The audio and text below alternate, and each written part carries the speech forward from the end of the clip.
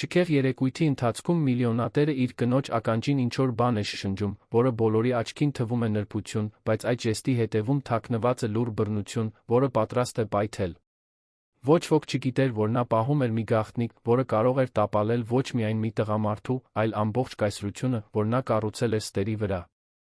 Գիշերվա խավարում փախչելով, այդ կինն սկսում է մի ճանապարհ, որը նրան տանում է վախից դեպի քաջություն, ցավից դեպի սեփական արժեքի հայտնաբերում։ Եվ երբ ճշմարտությունը վերջապես բացահայտվում է, ամբողջ աշխարհը ստիպված է լինում տեսնել, թե ով էր իրական չարագործը, ով էր մշտապես իր սեփական պատմության գլխավոր հերոսուհին։ Նախքան այս հզոր պատմությանը հետևելը, մի մոռացեք լայքել բաժանորդագրվել ալիքին նման հուզիչ պատմությունների համար։ Grand Hotel Երանի սրահը ողողված էր ոսկով ու հայելիներով։ Հազարավոր մոմեր լողում էին բյուրեղապակյա կոմպոզիցիաների մեջ, իսկ նվագախումբը նվագում էր մի մեղեդի, որը կարծես հատուկ ստեղծված լիներ այդ պահի համար, Վահագն Խաչատրյանի փառքի գագաթնակետի համար։ 52 տարեկանում միլիոնատերն ամրապնդել էր անշարժ գույքի իր կայսրությունը 3 մարզերում, այս երեկոն դրա պաշտոնական տոնակատարությունն էր։ Ապակուց պողպատից կառուցված արտրային շենքերը կրում էին նրա ստորագրությունը։ Շքեղ համատիրություններ, որոնց անունները հոմանիշ էին բարգավաճմանը, զբաղեցնում էին քաղաքների լավագույն վայրերը։ Նույնիսկ այն հողատարածքը, որի վրա կառուցվել էր Grand Hotel-ը, մեկ տասնամյակ առաջ նրա կողմից էր գործարքի առարկա դարձել մի գնով, որը բոլորը համարում էին անհնարին։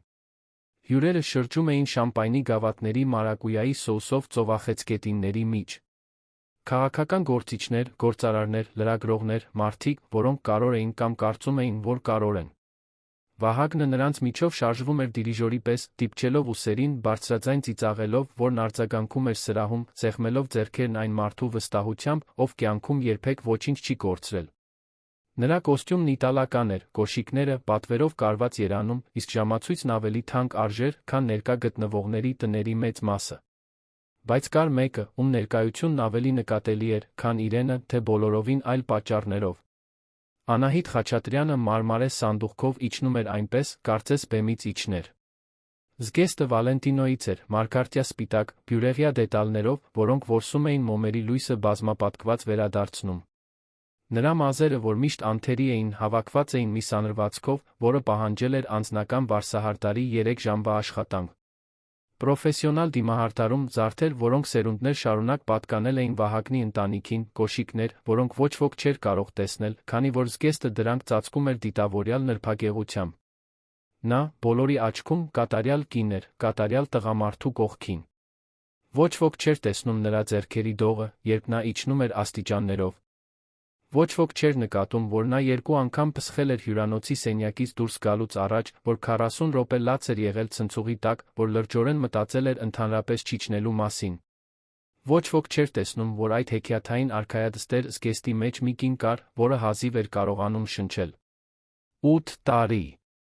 8 տարի այն օրվանից, երբ նա ստորագրել էր ամուսնության փաստաթղթերը մի արարողության ժամանակ, որն ավելի թանկ արժեր, քան 400 ընտանիքի տարեկան եկամուտը։ 8 տարի այն օրվանից, երբ նա թողել էր իր ճարտարապետի կարիերան, խոստումնալից, փոքր, բայց իրենը, որպեսի դառնա Վահագն Խաչատրյանի կինը։ 8 տարի ժպիտներ, որոնք ցավեցնում էին, լռություններ, որոնք ճչում էին, շնջացող խոսքեր, որոնք դանակի հարվածների պես էին։ Անահիտը հասավ սանդուղքի ստորոտին։ Վահագնն այնտեղ էր, շրջապատված 3 տղամարդկանցով, որոնք խոսում էին եկամուտների շահույթի մարժաների մասին։ Երբ նա տեսավ Անահիտին, դեմքը լուսավորվեց այն ժպիտով, որը բոլորը գիտեին, այն մարդու ժպիտով, ով ամեն ինչ ուներ։ Նա ներողություն խնդրեց զրուցակիցներից, քայլեց դեպի նա, մեկնելով ձեռքը։ Ահա իմ թագուհին, ասաց նա բավական բարձր, որ մոտակայքում գտնվողները լսեն։ Արի պաշտոնական լուսանկարն անենք։ Մամուլը խնդրում է։ Նա իր ձեռքը դրեց նրա ձեռքին։ Նրա ձեռքը տաք էր, չոր, ամուր։ Մի մարդու ձեռք, որը սովոր էր վերցնել այն, ինչ ուզում էր։ Նրանք միասին քայլեցին սրահով։ Մարդիկ բնականաբար հեռանում էին, ստեղծելով հիացմունքի միջանցք։ Լուսանկարչական լույսերը սկսեցին փայլատակել։ Լրագրողները հարցեր էին բղավում։ Վահագնն Անահիտին ավելի մոտ քաշեց, ձեռքը գցելով նրա գոտկատեղին։ Մի ժեստ, որը բոլորը մեկնաբանում էին որպես պաշտպանություն, որպես սեր, որպես սեփականություն։ Երբ նրանք հասան լուսանկարվելու համար նախատեսված վայրին, սպիտակ ոսկեգույն ծաղիկներով պատին, որն ավելի թանկ արժեր, քան դատավորի տարեկան աշխատավարձը, Վահագնը նրան կանգնեցրեց իր կողքին։ Նա հստակ գիտեր, թե ինչպես կանգնել մի քայլ հետ, մարմինը թեթակի շրջված դեպի նա, ժպիտը մեղմ, բայց ներկա, աչքերը փայլում էին այն արտահայտությամբ, որը նա կատարելագործել էր տարիների ընթացքում։ Երջանիկ կնոջ արտահայտություն։ Լուսանկարիչները սկսեցին։ 1, 2, 3 կտտոց։ Վահագնը ժպտում էր տեսախցիկներին այն ժպիտով, որը նվաճել էր ամբողջ քաղաքներ։ Բայց մինչ ժպտում էր, նրա ձեռքը, այն ձեռքը, որը Անահիտի գոտկատեղին էր, սեղմեց։ Ոչ թե քնքուշ սեղմում։ Մի սեղմում, որը գրեթե ճանկի էր նման։ Նա թեքվեց դեպի նա, պահպանելով կատարյալ ժպիտը տեսախցիկների համար, ատամների արանքից շշնջաց. Ես քեզ իմ կողքին չեմ ուզում։ Խոսքերն այնքան ցածր էին, որ ոչ ոք չէր կարող լսել։ Բայց Անահիտը լսեց։ Եվ այդ պահին նրա մեջ ինչ-որ բան, որը քնած էր կամ գուցե պարզապես սպասում էր, սկսեց արթնանալ։ Նա թարթեց։ Միայն մեկ անգամ։ Նրա ժպիտը չխախտվեց։ Ցանկացած դիտորդի համար դա պարզապես լուսանկարվող զույգ էր, տեսախցիկի կողմից որսացված մտերմության պահ։ Բայց Անահիտը զգաց, թե ինչպես է սեղմումն ուժեղանում, զգաց, թե ինչպես է նրա ձեռքը իրեն ավելի մոտ քաշում, մինույն ժամանակ հեռացնելով, զգաց այդ ժեստի դաժան հակասությունը։ Դու շփոթված ես, շարունակեց նա, դեռ ժպտալով տեսախցիկներին։ Դու միշտ շփոթվում ես այս իրավիճակներում։ Ես քեզ կտանեմ հանգստանալու։ Եվ հետո մի շարժումով, որը դիտողների աչքին մեղմ էր թվում, նա հրեց նրան, ոչ թե դաժանորեն, այլ վճռականորեն իրենից հեռու։ Ձեռքը դրեց նրա մեջքի ստորին հատվածին ուղեկցեց, կարծես պաշտպանելով, կարծես նա չափազանց փխրուն լիներ այնտեղ լինելու համար։ Լուսանկարիչները որսացին ամեն ինչ։ Հետո երբ նկարները հրապարակվեին, բոլորը կտեսնեին ուշադիր ամուսնու, որն իր կնոջը տանում էր ավելի հանգիստ վայր։ Հոգատարության ժեստ։ Սիրո ժեստ։ Ոչ ոք չէր տեսնի այն, ինչ Անահիտը տեսավ նրա աչքերում այդ պահին։ Ոչ ոք չէր տեսնի արհամարհանքը։ Վերահսկողությունը։ Բացարձակ համոզվածությունը, որ նա իրենն էր, որ նա կարող էր նրա հետ անել այն, ինչ ուզում էր։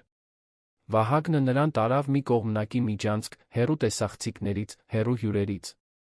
Նրա ձեռքը դեռ նրա մեջքին էր, դեռ ամուր էր, դեռ պաշտպանության տակ քողարկված բանտ էր։ Դու պետք է սովորես քեզ պահել, ասաց նա, ձայնն այժմ ցածր, միայն նրա համար։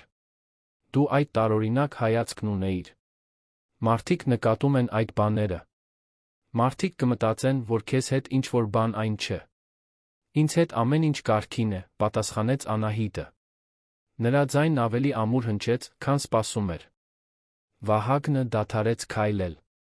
Շրջվեց դեպի նա, մի պահ նրա դեմքին երաց մի բան, որը նա սովորաբար լավ թաքցնում էր, մի զայրույթ, որը գրեթե պարզունակ էր։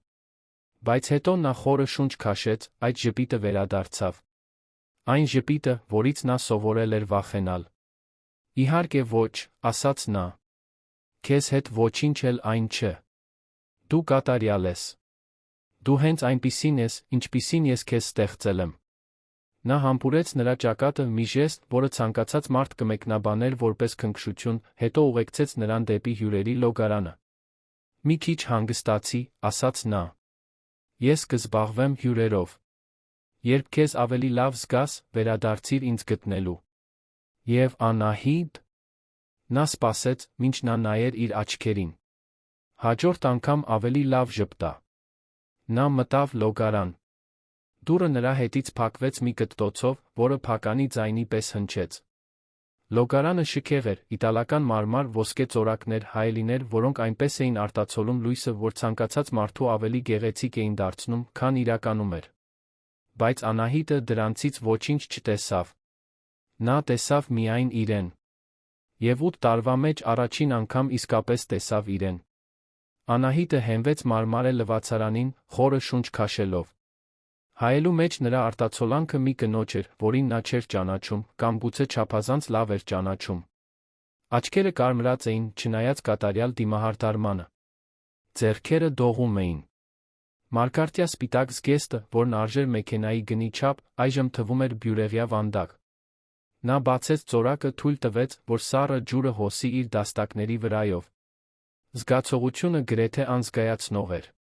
Նա փակեց աչքերը, թույլ տվեց, որ ջուրը դիպչի իրեն, կարծես կարողանար լվանալ մի բան, որը պարզապես կեղծ չէր։ 8 տարի։ 8 տարի այն առաջին հանդիպումից գործնական կոկտեյլի ժամանակ, երբ Վահագնը մոտեցել էր նրան այն ժպիտով, որը բոլորն ասում էին, թե անդիմադրելի է։ Նա այն ժամանակ երիտասարդ էր, 28 տարեկան, սկսնակ ճարտարապետ, փոքր, բայց նշանակալի նախագծերով, մի կյանքով, որն ամբողջությամբ իրենն էր։ Նա ասել էր, որ հիանում է իր անկախությամբ։ Ասել էր, որ ուզում է իր կողքին ուժեղ կին ունենալ։ Սուլդ։ Այն, ինչ նա ուզում էր, մեկն էր, ում կարող էր կաղապարել։ Մեկը, ում կարող էր ստիպել հավատալ, որ թույլ է։ Մեկը, ում կարող էր վերահսկել։ Առաջին ամիսները կատարյալ էին, կամ այդպես էր թվում։ Թանկարժեք ծաղիկներ, ընթրիքներ ռեստորաններում, որտեղ անհնար էր տեղ ամրագրել, ճանապարհորդություններ դեպի քաղաքներ, որոնք նա միշտ ուզում էր տեսնել։ Բայց կային փոքր բաներ։ Մեկնաբանություններ իր հագուստի մասին։ Առաջարկներ, թե ինչպես պետք է սանրի մազերը։ Նուրբ քննադատություններ իր ճարտարապետական նախագծերի վերաբերյալ։ Գեղեցիկ է, սիրելիս, բայց մի փոքր միամիտ չես կարծում։ Հետո եկան սահմանափակումները։ Նրան դուր չէր գալիս, որ նա ընկերուհիների հետ դուրս գար։ Նա նախընտրում էր, որ նա կենտրոնանա տան վրա։ Նա հավատում էր, որ իր նման տղամարդու հետ ամուսնացած կինը կարիք չունի աշխատելու։ Նա պլաններ ուներ նրա համար, պլաններ, որոնք չէին ներառում նրա կարիերան։ Նա թողել էր ճարտարապետական գրասենյակը ամուսնությունից 6 ամիս անց։ Ասել էր, որ դա իր որոշումն էր, բայց երկուսն էլ գիտեին ճշմարտությունը։ Անահիտը բացեց աչքերը, նորից նայեց իր արտացոլանքին։ Գրանդ հոթելի լոգարանի այդ հայելու մեջ, ամեն ինչը մեղմացնող լույսերի տակ, նա վերջապես տեսավ այն, ինչն անտեսում էր, մի կին, որն անհետացել էր։ Նա ուղղվեց, չորացրեց ձեռքերը սպիտակ վուշե սրբիչով, հետո արեց մի բան, որը տարիներ շարունակ չէր արել։ Դուրս եկավ լոգարանից, առանց թույլտվություն խնդրելու։ Քայլեց հյուրանոցի միջանցքով, հեռու երեկույթից, դեպի ծառայողական աստիճանները։ Սիրտը արագ-արագ բաբախում էր։ Կրծքում տարօրինակ զգացողություն կար, վախ էր, այո, բայց նա ավելին։ Զայրույթ էր։ Պարզություն էր։ Բարձրացավ 2 հարկ, մինչ այն հարկը, որտեղ նրանք էին մնում։ Հյուրանոցը նրանց համար նախագահական համարն էր ամրագրել, քանի որ Վահագնը երբեք այլ տեղ չէր մնում։ Նա մտավ սենյակ, օգտագործելով բանալի քարտը, որը պայուսակում էր։ Համարը հսկայական էր, զարդարված չեզոք երանգներով, որոնք մի ամբողջ կարողություն արժեին, պարզ թվալու համար։ Կար հյուրասենյակ, ննջասենյակ, աշխատասենյակ։ Եվ հենց աշխատասենյակ ուղղվեց Անահիտը։ Վահագնը սովորություն ուներ։ Նա երբեք լիովին չէր կտրվում իր գործերից, նույնիսկ ճանապարհորդությունների ժամանակ։ Միշտ կար նոութբուք, միշտ փաստաթղթեր, միշտ ինչ-որ բան, կապված իր կայսրության հետ։ Նա հավատում էր, որ Անահիտն այնքան միամիտ է, այնքան կախյալ, այնքան շփոթված, որ երբեք չէր մտածի այդ բաներին նայելու մասին։ Նա սկսել էր նայել 3 շաբաթ առաջ։ Ամեն ինչ սկսվել էր պատահաբար։ Նա փնտրում էր թռիչքի հաստատման համարը, մի թռիչք, որը Վահագնը կազմակերպել էր, որպեսզի նա այցելի իր տարեց մորաքրոջը մի գյուղում։ Նա նոութբուքը բաց էր թողել հյուրասենյակում, մինչ լոգանք էր ընդունում։ Նա որոնման տողում մուտքագրել էր իր անունը, պարզապես հաստատումով նամակը գտնելու համար։ Բայց այն, ինչ գտել էր, բոլորովին այլ էր։ Գաղտնագրված անուններով թղթապանակներ։ Թվերով աղյուսակներ, որոնք իմաստ չունեին։ Նամակներ մարդկանց հետ, որոնց անունները նա ճանաչում էր լուրերից, մարդիկ, որոնք ներգրավված էին հետաքննությունների մեջ, մարդիկ, որոնց ոստիկանությունը փնտրում էր։ Նրա առաջին բնազդը եղել էր ամեն ինչ փակելն ու ծածնելը, թե ոչինչ չի տեսել։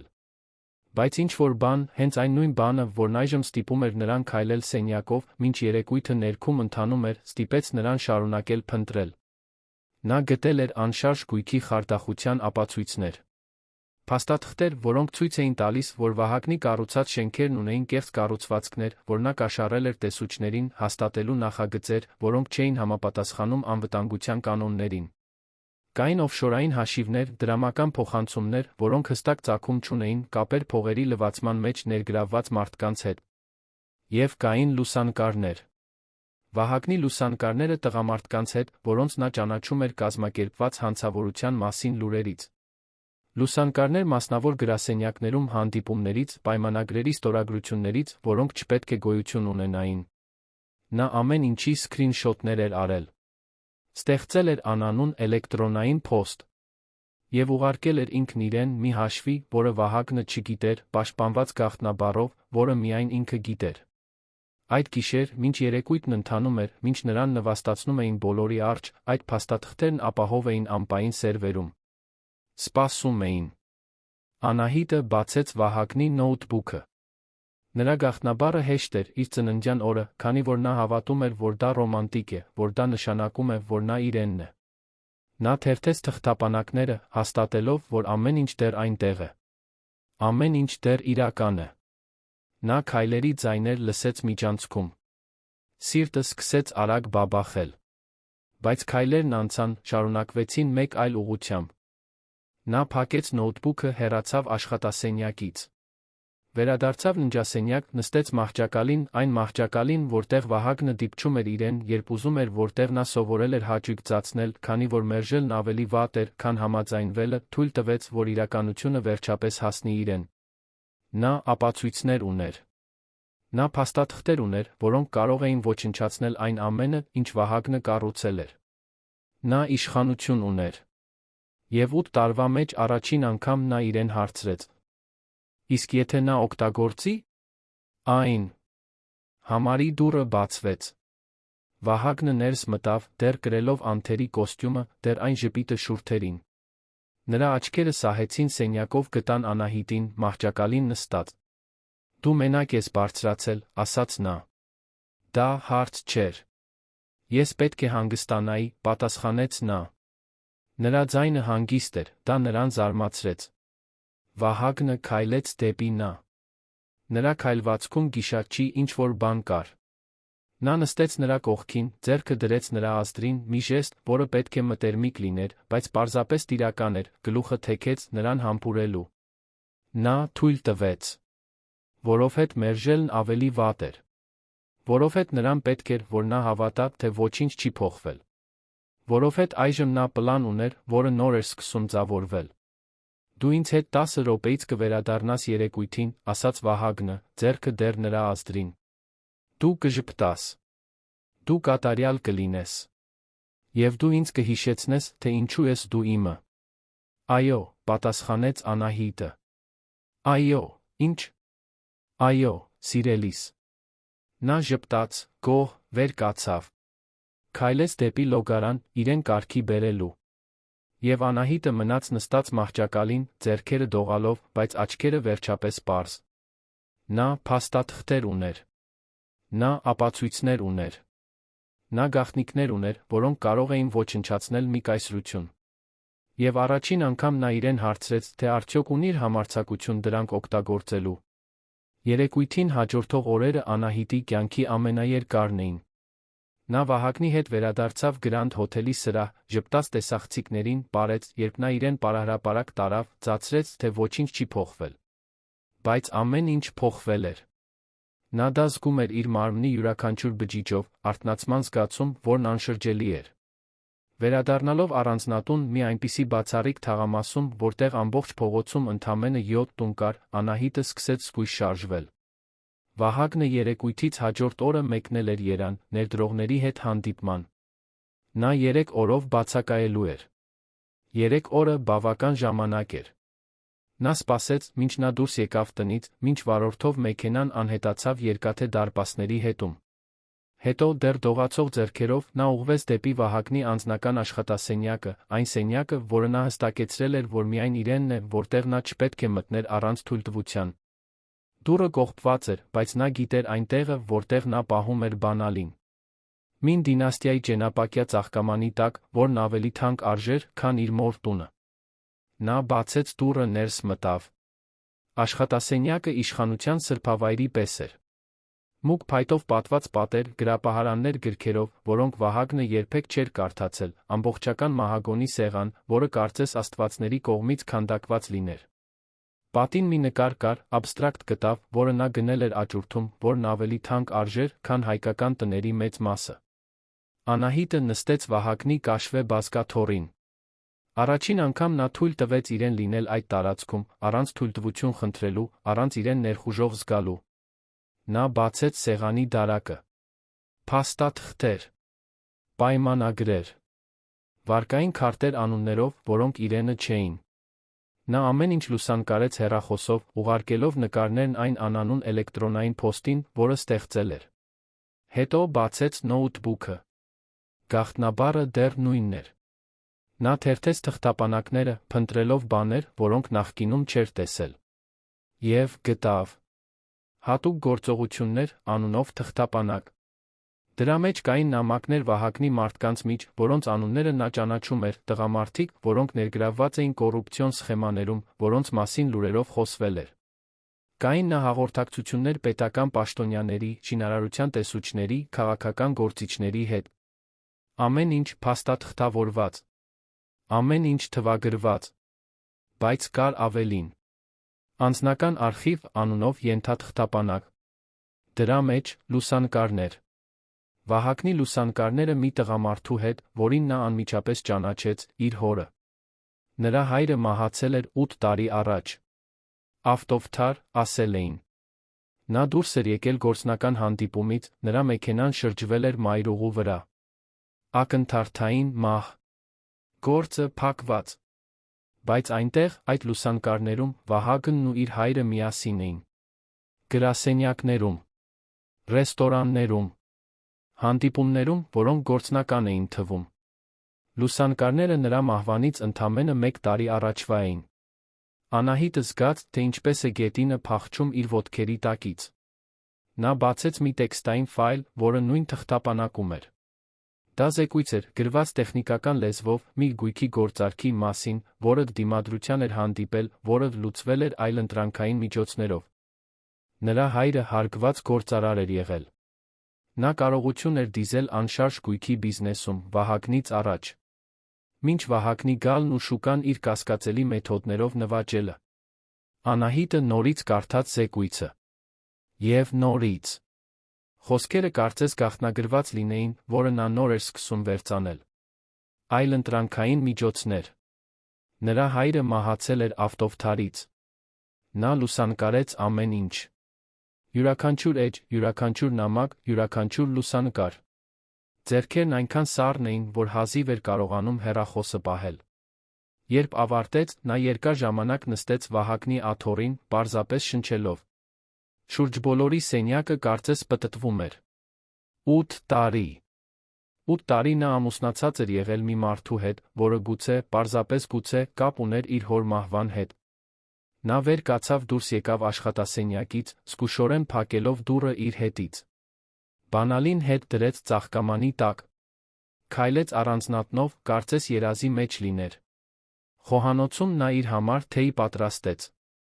Ձեռքերը դեռ դողում էին։ Նա նստեց ապակե մարմարե սեղանի մոտ, նայելով այգուն, որը նախագծել էր հայտնի լանդշաֆտային դիզայներ, թույլ տվեց իրեն լաց լինել։ Բայց դա միայն տխրության լաց չէր։ Դա նա զայրույթի լաց էր։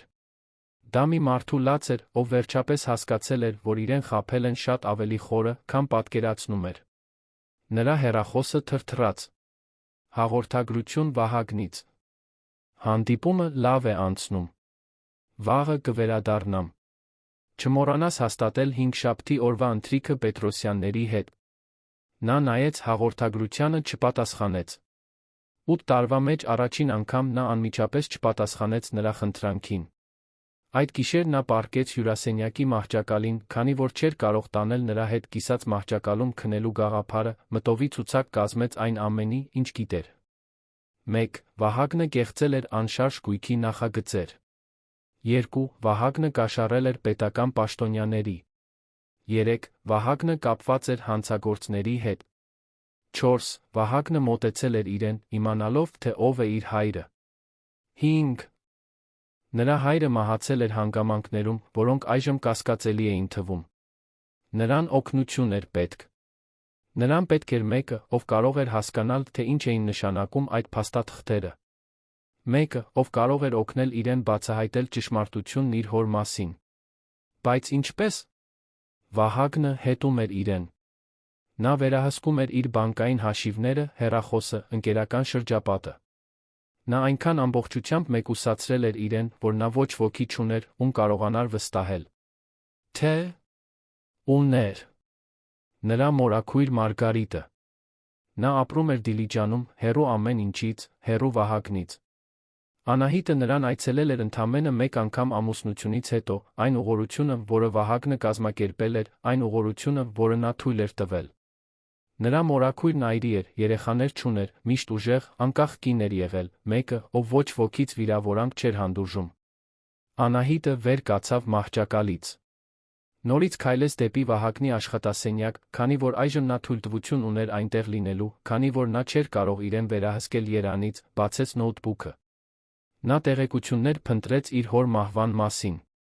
Հին լուրեր, ոստիկանության զեկույցներ, ցանկացած բան, որը կարող էր իրեն հուշումներ տալ։ Այն, ինչ գտավ, շատ քիչ էր, կարճ հաղորդագրություն, որ դա վթար էր, որ վարորդը կորցրել էր կառավարումը, որ հանցագործության նշաններ չկային։ Բայց կար ամսաթիվ, կար վայր, կար քննիչի անուն, ով հետաքննել էր գործը։ Անահիտը ամեն ինչ գրեց մի տետրում, որը թաքցնում էր ներքնակի տակ։ Հետո ջնջեց զննարկչի պատմությունը, փակեց նոութբուքը։ Երբ հաջորդ օրը Վահագնը վերադարձավ, նա սպասում էր նրան դռան մոտ, ժպիտը շուրթերին։ Նա համբուրեց նրան, նա թույլ տվեց, որ համբուրի։ Նա դիպավ նրան, նա թույլ տվեց, որ դիպչի։ Նա տիրացավ նրան, նա ձացրեց, թե դա սեր է։ Բայց մինչ նա քնած էր իր կողքին, Անահիտը մնում էր արթուն, աչքերը բաց մթության մեջ, սիրտը բաբախում էր մի վճռականությամբ, որը տարիներ շարունակ չէր զգացել։ Նա պետք է դուրս գար։ Նրան ժամանակ էր պետք։ Նա պետք է բացահայտեր ճշմարտությունը։ Եվ նա հստակ գիտեր, թե ինչպես դա անել։ Անահիտը հաջորդ 2 շաբաթներն անցկացրեց լուռ նախապատրաստության վիճակում։ Յուրաքանչյուր քայլը հաշվարկված էր, յուրաքանչյուր գործողություն մի պլանի մաս էր, որը նա կտոր-կտոր հավաքում էր, ինչպես մի գլուխկոտրուկ, որը միայն ինքը կարող էր տեսնել։ Նա սկսեց փոքրից։ Վահագնից թույլտվություն խնդրեց այցելել իր մորաքրոջը, մի բան, որ նա արել էր ընդամենը մեկ անգամ ամուսնությունից հետո, որը նա թույլ էր տվել միայն այն պատճառով, որ իր մորաքույրը տարեց էր անվնաս, նրա խոսքերով։ Վահագնը համաձայնեց, բայց պայմաններով։ Նա պետք է հեռախոսը տաներ։ Նա պետք է մի քանի ժամը մեկ հաղորդագրություններ ուղարկեր։ Նա պետք է վերադառնար ուղիղ 1 շաբաթից։ Իհարկե, սիրելիս, պատասխանեց Անահիտը, այն կատարելագործված ժպիտով։ Բայց մինչ Վահագնը քնած էր, նա արեց մի բան, որը երբեք չէր արել։ Բանկային հաշիվ բացեց իր անունով, այլ բանկ, տնից հեռու մասնաճյուղ, օգտագործելով մի սրճարանի համակարգիչ, որտեղ նա մենակ այցելել էր, մի գործունեություն, որը Վահագնը թույլ էր տվել, քանի որ անվնաս էր։ Նա փոքր գումարներ փոխանցեց իր հաշվից, այնքան փոքր գումարներ, որ նա չէր նկատի, փող, որը նա խնայել էր տարիների ընթացքում իրեն տված գրպանի փողերից։ Հետո նա սկսեց իրեր հավաքել։ Լրացուցիչ հագուստ, անձնական փաստաթղթեր, մի փոքր ճամպրուկ, որը թաքցնում էր պահարանի խորքում, կոշիկի տուփերի տակ, որոնք Վահագնը երբեք չէր տեսել։ Ամեն ինչ նախապատրաստություն էր։ Ամեն ինչ փախուստ էր։ Իր պլանավորված ուղղորությունից 1 շաբաթ առաջ Անահիտն էլ ավելի ռիսկային բան արեց։ Նա զանգահարեց ոստիկանական բաժանմունք, որտեղ հետաքննվել էր իր հոր գործը։ Ասաց, որ հետազոտող է, որն աշխատանք է կատարում ճանապարհատրանսպորտային պատահարների վերաբերյալ, որ կցանկանար խոսել այն քննիչի հետ, ով հետաքննել էր մի կոնկրետ վթարի գործ։ Քննիչը թոշակի էր անցել, ասացին նրան։ Բայց կար հեռախոսահամար։ Նա համարը գրեց մի թղթի վրա, որն այրեց խոհանոցի լվացարանում, հենց որ անգիր արեց այն։ 2 օր անց, երբ Վահագնը գործնական հանդիպման էր, նա օգտագործեց տան ֆիքսված հեռախոսը, մի հեռախոս, որը նա չէր վերահսկում, քանի որ հին էր անպետք, զանգահարեց թոշակի անցած քննիչին։ Իմ անունը Անահիտ է, ասաց նա, ձայնը թեթակի դողալով։ Իմ հայրը մահացել է ավտովթարից 8 տարի առաջ։ Նրա անունը Պողոս Սարգսյան էր։ Դուք եք հետաքննել գործը։ Գծի մյուս կողմում դադար եղավ։ Այո, պատասխանեց տղամարդը, զգույշ ձայնով։ Ես հիշում եմ։ Ինչո՞վ։ Ես հիմքեր ունեմ հավատալու, որ վթարը գուցե վթար չի եղել, ասաց Անահիտը։ Ես փաստաթղթեր ունեմ։ Լուսանկարներ։ Ինձ օգնություն է պետք հասկանալու, թե ինչ են դրանք նշանակում։ Մեկ այլ դադար։ Այս անգամ ավելի երկար։ Իրականում ով եք դուք, հարցրեց քննիչը։ Ես Պողոս Սարգսյանի դուստրն եմ։ Եվ ես վտանգի մեջ եմ։ Քննիչը խորը շունչ քաշեց։ Որտեղ եք հիմա։ Տանը։ Բայց մի քանի օրից կմեկնեմ։ Կգնամ Դիլիջան։ Կարող եմ փաստաթղթերն ուղարկել ձեզ։ Ոչ էլեկտրոնային փոստով, արագ ասաց քննիչը։ Երբեք էլեկտրոնային փոստով։ Դուք ապահով տեղ ունեք դա պահելու համար։ Այո։ Իմ մորաքույրը։ Լավ։ Ամեն ինչ տարեք ձեր մորաքրոջ մոտ։ Ես կգամ այնտեղ։ Բայց Անահիտ, դուք պետք է շատ զգույշ լինեք։ Եթե այն, ինչ ասում եք, ճիշտ է, ապա դուք գործ ունեք վտանգավոր մարդկանց հետ։ Նա դա գիտեր։ Նա միշտ էլ դա գիտեր, ինչ-որ խորը մակարդակում։ Բայց լսել, թե ինչպես է ինչ-որ մեկը դա բարձրաձայն ասում, այն իրական դարձրեց այնպես, ինչպես փաստաթղթերն ու լուսանկարները երբեք չէին կարող։ Ես գիտեմ, պատասխանեց նա։ Եվ կա մի բան էլ, որ դուք պետք է իմանաք, շարունակեց քննիչը։ Երբ մենք հետաքննում էինք ձեր հոր վթարը, որոշ անհամապատասխանություններ կային։ Ոչինչ, որ կարողանայինք ապացուցել այն ժամանակ, բայց նշաններ կային, որ մեքենայի հետ խառնվել էին։ Արգելակները։ Դրանք ճիշտ չէին աշխատում։ Բայց գործը արագ փակվեց։ Շատ արագ։ Վերից ճնշում կար, որ այն պարզապես վթար համարվի։ Անահիտը զգաց, թե ինչպես է օդը դուրս գալիս իր թոքերից։ Դուք ասում եք, որ դա սպանություն էր։ Ես ասում եմ, որ կասկածելու հիմքեր կային։ Բայց այն ժամանակ մենք ապացույցներ չունեինք։ Եվ քաղաքական ճնշում կար։ Ձեր հայրը գործեր ուներ հզոր մարդկանց հետ։ Նրանցից ոմանք հարգալից չէին։ Վահագն Խաչատրյան, ասաց Անահիտը։ Այո, պատասխանեց քննիչը։ Ես իմացա, որ դուք ամուսնացել եք նրա հետ։ Դա ինձ անհանգստացրեց այն ժամանակ։ Բայց ոչինչ չկար, որ կարողանայի անել։ Անահիտը մի քանի րոպե անց անջատեց հեռախոսը։ Ձեռքերն այնքան սառն էին, որ հազիվ էր կարողանում այն պահել։ Նրա հայրը սպանվել էր։ Վթար չէր եղել։ Դա դիտավորյալ էր։ Եվ Վահագնը, այն մարդը, ում հետ նա քնել էր 8 տարի, այն մարդը, ով իրեն վերահսկում էր, նվաստացնում, ստիպում հավատալ, որ թույլ է, դրա մի մասն էր եղել։ Կամ գուցե ավելին, քան մի մասը։ Գուցե ճարտարապետն էր եղել։ Այդ գիշեր, երբ Վահագնը տուն եկավ, Անահիտը խոհանոցում ընթրիք էր պատրաստում։ Նա համբուրեց նրա ծոծրակը, մի ժեստ, որը նա այժմ ճանաչում էր որպես տարածքի նշում, հարցրեց, թե ինչպես է անցել իր օրը։ Հանգիստ, պատասխանեց նա։ Ես անհամբեր սպասում եմ մորաքրոջս այցելելու ուղղորությանը։ Իհարկե սպասում ես, ասաց Վահագնը նստելով սեղանի մոտ։ Քեզ պետք են այդ փոքր փախուստները։ Դու լարվում ես, երբ երկար ես մնում տանը։ Ես հասկանում եմ։ Մենք բոլորս էլ երբեմն մի փոքր տարածքի կարիք ունենք։ Նա բարի էր։ Դա գրեթե ավելի վատ էր, քան երբ դաժան էր։ Որովհետև նա այժմ գիտեր, որ այդ բարությունը պարզապես վերահսկողության մեկ այլ ձեր։ Դա մի մարդու բարությունն էր, ով հավատում էր, որ քեզ ամբողջությամբ իր ձեռքերում է պահում։ Այո, պատասխանեց Անահիտը, ափսեն դնելով նրա առջ։ Շնորհակալ եմ հասկանալու համար։ Դու միշտ խելամիտ կին ես եղել, ասաց Վահագնը սկսելով ուտել։ Այդ պատճառով ես քեզ սիրում եմ։ Դու հարցեր չես տալիս։ Դու խնդիրներ չես ստեղծում։ Դու պարզապես գոյություն ունես այնպես, ինչպես ինձ պետք է, որ գոյություն ունենաս։ Անահիտը նստեց նրա կողքին լուռ կերավ։ Բայց մինչ ուտում էր, նա մտածում էր իր հոր մասին։ Նա մտածում էր իր կյանքի գողացված 8 տարիների մասին։ Նա մտածում էր բոլոր այն անգամների մասին, երբ ինքն իրեն հարցրել էր, թե արդյոք խենթ է, թե արդյոք թույլ է, թե արդյոք արժանի է այն վերաբերմունքին, որը ստանում էր։ Նա այդ բաներից ոչ մեկը չէր։ 3 օր անց Անահիտը հավաքեց իր ճամպրուկը։ Վահագնն օգնեց նրան, ընտրելով, թե որ հագուստները պետք է տանի, պարզ հագուստ, ոչինչ, որ ուշադրություն գրավեր, ոչինչ, որ ցույց տար, որ նա հարուստ մարդու կին է։ Նրան դուր էր գալիս, որ նա համեստ տեսք ունենար, երբ այցելում էր իր մորաքրոջը։ Դա վերահսկողության մի մասն էր։ Դա նրան փոքր պահելու մի մասն էր։ Դու ինձ ամեն օր կզանգես, ասաց նա, մինչ նա փակում էր ճամպրուկը։ Իհարկե, պատասխանեց Անահիտը։ Եվ դու կվերադառնաս ուղիղ 1 շաբաթից։ Այո։ Որովհետև դու ինձ ես պատկանում, Անահիտ։ Դու դա հասկանում ես, չէ՞։ Դու իմն ես։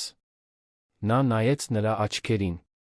Եվ 8 տարվա մեջ առաջին անգամ նա տեսավ ամբողջական ճշմարտությունն այդ հայացքում։ Տեսավ տիրապետելու ցանկությունը։ Տեսավ կարեկցանքի բացակայությունը։ Տեսավ բացարձակ համոզվածությունը, որ նա կարող էր իր հետ անել այն, ինչ ուզում էր։ Այո, պատասխանեց նա։ Ես հասկանում եմ։ Բայց մինչ դա ասում էր, նա մտածում էր իր հոր մասին։ Նա մտածում էր քննիչի մասին։ Նա մտածում էր այն փաստաթղթերի մասին, որոնք լուսանկարել էր, այն գաղտնիքների մասին, որոնք պահել էր։ Նա մտածում էր ազատության մասին։ Հաջորդ օրը Վահագնը նրան տարավ ավտոբուսի կանգառ։ Նա համբուրեց նրա շուրթերը մի համբույր, որն ավելի շատ սեփականության նշան էր, քան քնքշության ժեստ, շնջաց նրա ականջին։ Վերադարձիր ինձ մոտ։ Անահիտը բարձրացավ ավտոբուս, գտավ իր տեղը հետ չնայեց։ Մինչ ավտոբուսը դուրս էր գալիս կայարանից, նա պատուհանից դուրս նետեց այն հեռախոսը, որը Վահագնը տվել էր իրեն։ Տեսավ, թե ինչպես է այն ընկնում փողոցում, անհետանում մեքենաների միջ։ Նա 1 շաբաթ ուներ։ 1 շաբաթ ճշմարտությունը բացահայտելու համար։ 1 շաբաթ որոշելու, թե արդյոք ունի համարձակություն ոչնչացնելու այն մարդուն, ով ոչնչացրել էր իր հորը։ 1 շաբաթ վերջապես ազատվելու համար։ Դիլիջանը այնպիսի վայր էր, որը ժամանակը մոռացել էր։ Հին տներ, խունացած ճակատներով, սալահատակ փողոցներ, կենտրոնական հրապարակ, որտեղ տարեցները նստում էին 100-ամյա ծառերի ստվերում։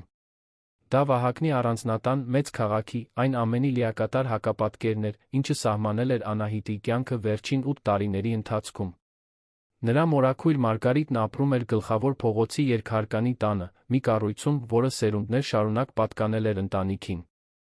Երբ Անահիտն իջավ ավտոբուսից, քաշելով փոքր ճամպրուկը, նրան դիմավորեց 72 տարեկան մի կին, որը դեռ ուներ ավելի կենդանի պարզ աչքեր, քան ցանկացած մարդ, ում նա ճանաչում էր։ Աստված իմ աղջիկս, ասաց Մարգարիտը, գրկելով նրան դռան մոտ։ Դու գունատ ես։ Լավ ես սնվում։ Բար մորաքույր, պատասխանեց Անահիտը, թույլ տալով իրեն լաց լինել առաջին անգամ այն պահից, երբ հեռախոսը դուրս էր նետել տաքսիի պատուհանից։ Մարգարիտը նրան ներս տարավ, փակեց դուռը, հարցեր չտվեց։ Պարզապես նրան տեղավորեց երկրորդ հարկի սենյակում, մի սենյակում, որը եղել էր իր մորը, ով մահացել էր, երբ Անահիտն ընդամենը 5 տարեկան էր, նրա համար մեղրով տաք թեյ բերեց։ Դու այստեղ լավ կլինես, ասաց Մարգարիտը, նստելով մահճակալին նրա կողքին։ Ոչ ոք քեզ չի գտնի։ Ոչ ոք քեզ չի անհանգստացնի։ Ինչպես գիտես, որ ես չեմ ուզում, որ ինձ գտնեն, հարցրեց Անահիտը։ Մարգարիտը ժպտաց, տխուր, բայց իմաստուն ժպիտով։ Որովհետև ես ճանաչում եմ այն մարդուն, ում հետ դու ամուսնացել ես։ Որովհետև ես տեսնում էի, թե ինչպես ես դու փոքրանում ամեն անգամ, երբ գալիս էիր ինձ այցելելու։ Որովհետև մի կին իր հեռախոսը տաքսիի պատուհանից դուրս չի նետում, եթե ինչ-որ շատ լուրջ բանից չի փախչում։ Անահիտը զարմացած նայեց նրան։ Դու գիտեիր։ Ես կասկածում էի, պատասխանեց Մարգարիտը։ Քո հայրն էլ էր կասկածում, մահանալուց առաջ։ Նա ինձ զանգեց վթարից 1 շաբաթ առաջ։ Ասաց, որ ինչ-որ բան է բացահայտել այդ տղայի, նրա գործերի մասին։ Ասաց, որ անհանգստացած է քեզ համար։ Դու ինձ երբեք դա չես պատմել, ասաց Անահիտը, ձայնը կոտրվելով։ Որովհետև դու սիրահարված էիր։ Կամ հավատում էիր, որ սիրահարված ես։ Եվ որովհետև հետո նա մահացավ, դու ամեն դեպքում ամուսնացար այդ մարդու հետ։ Եվ ես ոչ մի ապացույց չունեի։ Միայն մի ձեր կնոջ կասկածներ։ Անահիտը խորը շունչ քաշեց։ Ես հիմա ապացույցներ ունեմ, մորաքույր։ Ես փաստաթղթեր ունեմ։ Լուսանկարներ։ Ես հիմքեր ունեմ հավատալու, որ Վահագնը կարող էր կապ ունենալ հայրիկի մահվան հետ։ Մարգարիտը թարթեց, բայց դեմքին զարմանք չերաց։ Կարծես նա արդեն դա գիտեր, ինչ-որ խորը մակարդակում։ Ցույց տուր ինձ, պարզապես ասաց նա։ Անահիտը բացեց ճամպրուկը, հանեց տետրը, որտեղ գրել էր ամեն ինչ։ Ցույց տվեց լուսանկարները, որոնք արել էր հեռախոսով, լուսանկարներ, որոնք փոխանցել էր մի ֆլեշ կրիչի վրա, որը պահում էր իր կրծկալում։ Ցույց տվեց անունները, ամսաթվերը, բանկային հաշիվների համարները։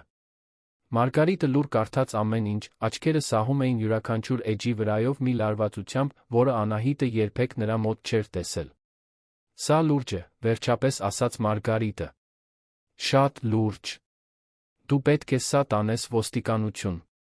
Չեմ կարող, պատասխանեց Անահիտը։ Վահագնը կապեր ունի։ Նա իշխանություն ունի։ Եթե ես հիմա դա անեմ, առանց ապահով լինելու, նա ինձ կգտնի։ Նա ինձ կլռեցնի։ Ապա ինչ ես ուզում անել։ Անահիտը վարանեց։ Նա մտածում էր դրա մասին ամբողջ ավտոբուսի ճանապարհին, յուրաքանչյուր կիլոմետրի ընթացքում, որը նրան հեռացնում էր Վահագնից։ Ինձ օգնություն է պետք։ Ինձ պետք է մեկը, ով կարող է հետաքննել սա, առանց նրա իմանալու։ Մեկը, ով բավական իշխանություն ունի ինձ պաշտպանելու համար։ Կարծես ի պատասխան դրան, Մարգարիտի հեռախոսը զանգեց։ Նա վեր կացավ գնաց պատասխանելու խոհանոցում։ Անահիտը լսեց կարճ, ցածր ձայնով խոսակցություն։ Հետո Մարգարիտը վերադարձավ։ Քննիչ Գորգյանն էր, ասաց նա։ Նա գալիս է այստեղ։ Նա ուզում է խոսել քեզ հետ։ Քննիչը ժամանեց 1 ժամ անց։ Նա 60 անց տղամարդ էր, ալեհեր մազերով մի դեմքով, որը չափազանց շատ բաներ էր տեսել։ Նա պաշտոնապես ներկայացավ, հրաժարվեց թեյից նստեց հյուրասենյակում, նոթատետրը ձեռքին։ Դուք փաստաթղթերն ունեք, հարցրեց նա։ Անահիտը ցույց տվեց ֆլեշ կրիչը։ Քննիչը այն միացրեց հին նոութբուքին, որը Մարգարիտն ուներ սենյակում, սկսեց ուսումնասիրել ֆայլերը։ Կարդալու ընթացքում նրա դեմքը խստացավ։ Սա բավական է պաշտոնական հետաքննություն սկսելու համար, վերջապես ասաց նա։ Բայց դուք պետք է մի բան հասկանաք, Անահիտ։ Եթե դուք դա անեք, եթե դուք բացահայտեք այս մարդուն, ձեր կյանքը լիովին կփոխվի։ Հետդարձի ճանապարհ չկա։ Ես գիտեմ, պատասխանեց Անահիտը։ Դուք պետք է ցուցմունք տաք։ Դուք պետք է դատարանում դիմակայեք նրա փաստաբաններին։ Դուք պետք է պատրաստ լինեք, որ նա կփորձի ոչնչացնել ձեր հեղինակությունը, որ նա կփորձի ձեզ խենթի տեղ դնել, որ նա կփորձի աշխարհին համոզել, որ դուք ստում եք։ Ես գիտեմ, կրկնեց Անահիտը։ Եվ կա մի բան էլ, շարունակեց քննիչը։ Եթե այն, ինչ դուք ենթադրում եք, ճիշտ է, եթե ձեր ամուսինն իսկապես կապ է ունեցել ձեր հոր մահվան հետ, ապա դուք գործ ունեք մեկի հետ, ով ընդունակ է սպանել։ Մեկի հետ, ով արդեն սպանել է։ Դուք վստահ եք, որ ուզում եք դա անել։ Անահիտը նայեց իր մորաքրոջը։ Մարգարիտը նստած էր նրա կողքին, ձեռքը նրա ուսին, լուր աջակցություն առաջարկելով։ Այո, ասաց Անահիտը։ Ես վստահ եմ։ Քննիչը դանդաղ գլխով արեց։ Ապա ահա թե ինչ ենք անելու։ Դուք կմնաք այստեղ, ապահով, ձեր մորաքրոջ հետ։ Ես այս փաստաթղթերը կտանեմ դատախազությունում իմ կապերին։ Ես նախնական հետաքննություն կսկսեմ։ Մինչդեռ դուք պետք է կապ պահպանեք ձեր ամուսնու հետ։ Դուք պետք է նրան ստիպեք հավատալ, որ դուք պարզապես այցելում եք ձեր մորաքրոջը, որ ամեն ինչ նորմալ է։ Ինչպե՞ս, հարցրեց Անահիտը։ Ես իմ հեռախոսը դուրս եմ նետել։ Դուք նորը կգնեք, ասաց քննիչը։ Պարզ, էժան հեռախոս։ Դուք նրան կզանգեք 2 օրը մեկ, ինչպես նա խնդրել է։ Դուք կասեք, որ լավ ժամանակ եք անցկացնում ձեր մորաքրոջ հետ, որ ավելի լավ եք զգում, որ անհամբեր սպասում եք տուն վերադառնալուն։ Դուք ուզում եք, որ ես նրան ստեմ։ Ես ուզում եմ, որ դուք նրան հանգիստ պահեք, մինչ մենք հետաքննում ենք։ Եթե նա կասկածի, որ դուք ինչ-որ բան գիտեք, եթե նա կասկածի, որ դուք փախել եք, նա կարող է փորձել գտնել ձեզ։ Կամ ավելի վատ։ Անահիտը գլխով արեց։ Նա հասկանում էր։ Նա 8 տարի ստել էր Վահագնին, ծածնելով մեկը, ով ինքը չէր։ Մի քանի օրն էլ տարբերություն չէր տա։ Այդ գիշեր նա հեռախոս գնեց Դիլիջանի էլեկտրոնիկայի խանութից։ Հասարակ հեռախոս, առանց տեսախցիկի, առանց շատ հնարավորությունների։ Զանգահարեց Վահագնի տուն, օգտագործելով այն համարը, որն անգիր էր արել։ Նա պատասխանեց երկրորդ զանգին։ Անահիտ, ասաց նա, ձայնի մեջ խառնված թեթացում զայրույթ։ Որտեղ էիր։ Ինչո՞ւ ավելի շուտ չզանգեցիր։ Ներիր սիրելիս, պատասխանեց նա քաղցր հնազանդ ձայնով։ Հեռախոսս ընկավ տաքսիից կոտրվեց։ Ես միայն այսօր կարողացա նորը գնել։ Դու այնքան անշնորհք ես, ասաց Վահագնը, բայց ձայնի մեջ զվարճանքի երանգ կար։ Ինչպե՞ս է մորաքույրդ։ Լավ։ Նա լավ է։ Ես նրան օգնում եմ տան որոշ գործերով։ Ես իսկապես լավ ժամանակ եմ անցկացնում այստեղ։ Ես ինձ ավելի լավ եմ զգում։ Լավ է, պատասխանեց Վահագնը։ Որովհետև ես քեզ կարոտում եմ։ Տունը դատարկ է առանց քեզ։ Սուլդ։ Նա իրեն չէր կարոտում։ Նա կարոտում էր այն վերահսկողությունը, որն ուներ իր նկատմամբ։ Բայց Անահիտը պարզապես ասաց. Ես էլ եմ քեզ կարոտում։ Ես մի քանի օրից կվերադառնամ, ինչպես պայմանավորվել էինք։ Հիանալի է, ասաց Վահագնը։ Ես քեզ համար անակնկալ ունեմ, երբ վերադառնաս։ Ինչ-որ հատուկ բան։ Անջատելուց հետո Անահիտը նստեց մահճակալին դողաց։ Անակնկալ։ Նա մտածում էր, թե դա ինչ է նշանակում։ Նա մտածում էր, թե արդյոք նա ինչ-որ բան կասկածում է։ Նա մտածում էր, թե արդյոք հեռախոսը պատուհանից դուրս նետելով նա սխալ է գործել, որը նա նկատել է։ Բայց այլս հետդարձի ճանապարհ չկար։ Նա սկսել էր մի բան, որը պետք է ավարտեր։ Հաջորդ օրերը սպասման նախապատրաստության խառնուրդ էին։ Քննիչը վերադարձավ նորություններով, դատախազությունը պաշտոնական հետաքննություն էր սկսել։ Խուզարկություն էր լինելու Վահագնի տանը, նրա գրասենյակներում, նրա բանկային հաշիվներում։ Բայց ամեն ինչ պետք է արվեր զգուշությամբ, գաղտնի, որպեսզի նա ժամանակ չունենա ապացույցները ոչնչացնելու։ Անահիտը շարունակում էր զանգել Վահագնին 2 օրը մեկ։ Նա շարունակում էր ձացնել, թե պարզապես ժամանակ է անցկացնում իր մորաքրոջ հետ։ Նա շարունակում էր լինել այն հնազանդ կինը, որին նա կաղապարել էր։ Բայց ներսում նա պատրաստվում էր։ Նա դառնում էր նոր մեկը։ Մեկը, ով չէր վախենում։ Եվ երբ քննիչը վերջապես ասաց, որ տուն վերադառնալու ժամանակն է, որ հետաքննությունը պատրաստ է սկսվելու, Անահիտը խորը շունչ քաշեց գլխով արեց։ Ես կվերադառնամ, ասաց նա։ Եվ երբ նա ինձ հարցնի այդ անակնկալի մասին, ես պատրաստ կլինեմ։ Ավտոբուսը քաղաք մտավ ուշ երեկոյան, երբ առը սկսում էր մայր մտնել շենքերի հետում։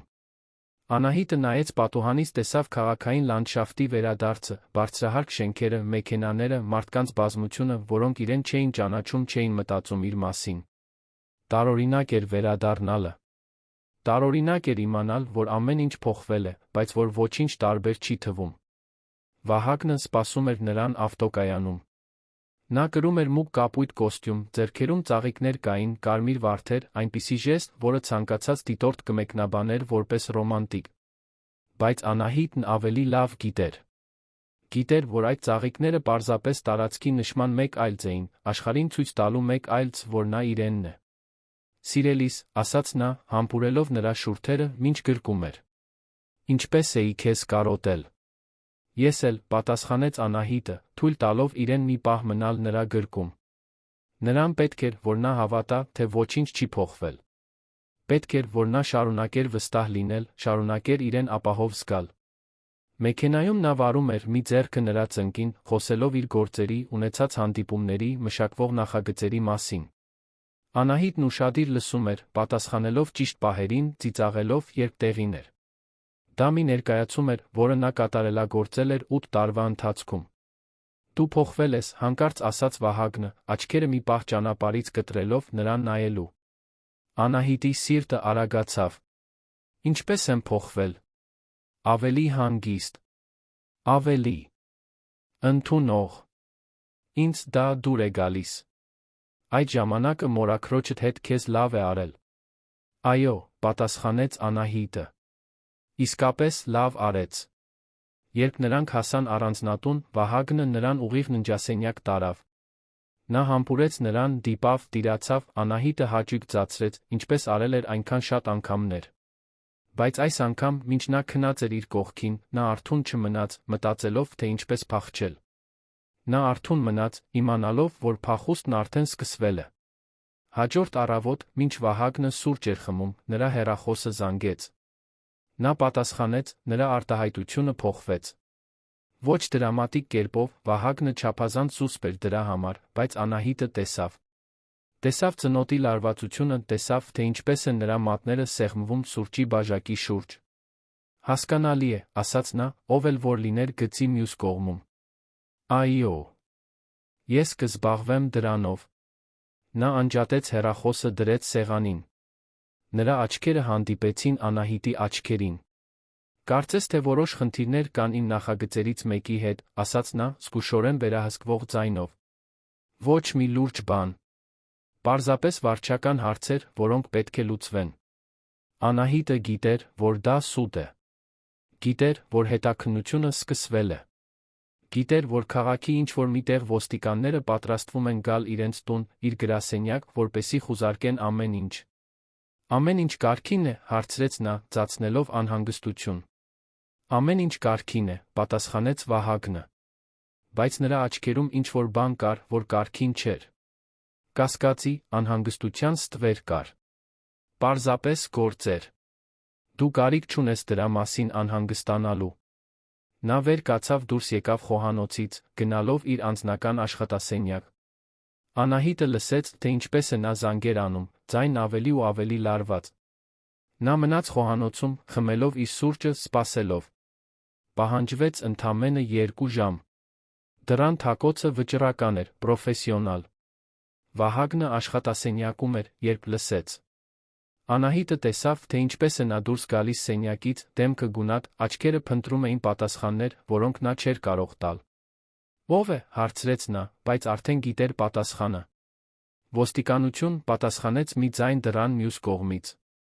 Մենք խուզարկության առգրավման հրաման ունենք։ Անահիտը տեսավ, թե ինչպես է Վահագնը սառում։ Տեսավ այն ճշգրիտ պահը, երբ իրականությունը հասավ նրան։ Տեսավ այն մարդուն, ով 8 տարի վերահսկել էր իր կյանքը, վերջապես հասկանում, որ կորցրել է վերահսկողությունը։ Նա բացեց դուռը։ 4 աշխատակից կար, 2 տղամարդ, 2 կին, բոլորը ոստիկանություն գրությամբ բաճկոններով։ Նրանցից մեկը ներկայացրեց հրամանը։ Վահագնը կարդաց այն, նրա դեմքը փոխվեց։ Զայրույթ, հուսահատություն, շփոթություն, ամեն ինչ արագ հաջորդականությամբ անցնում էր նրա դիմագծերով։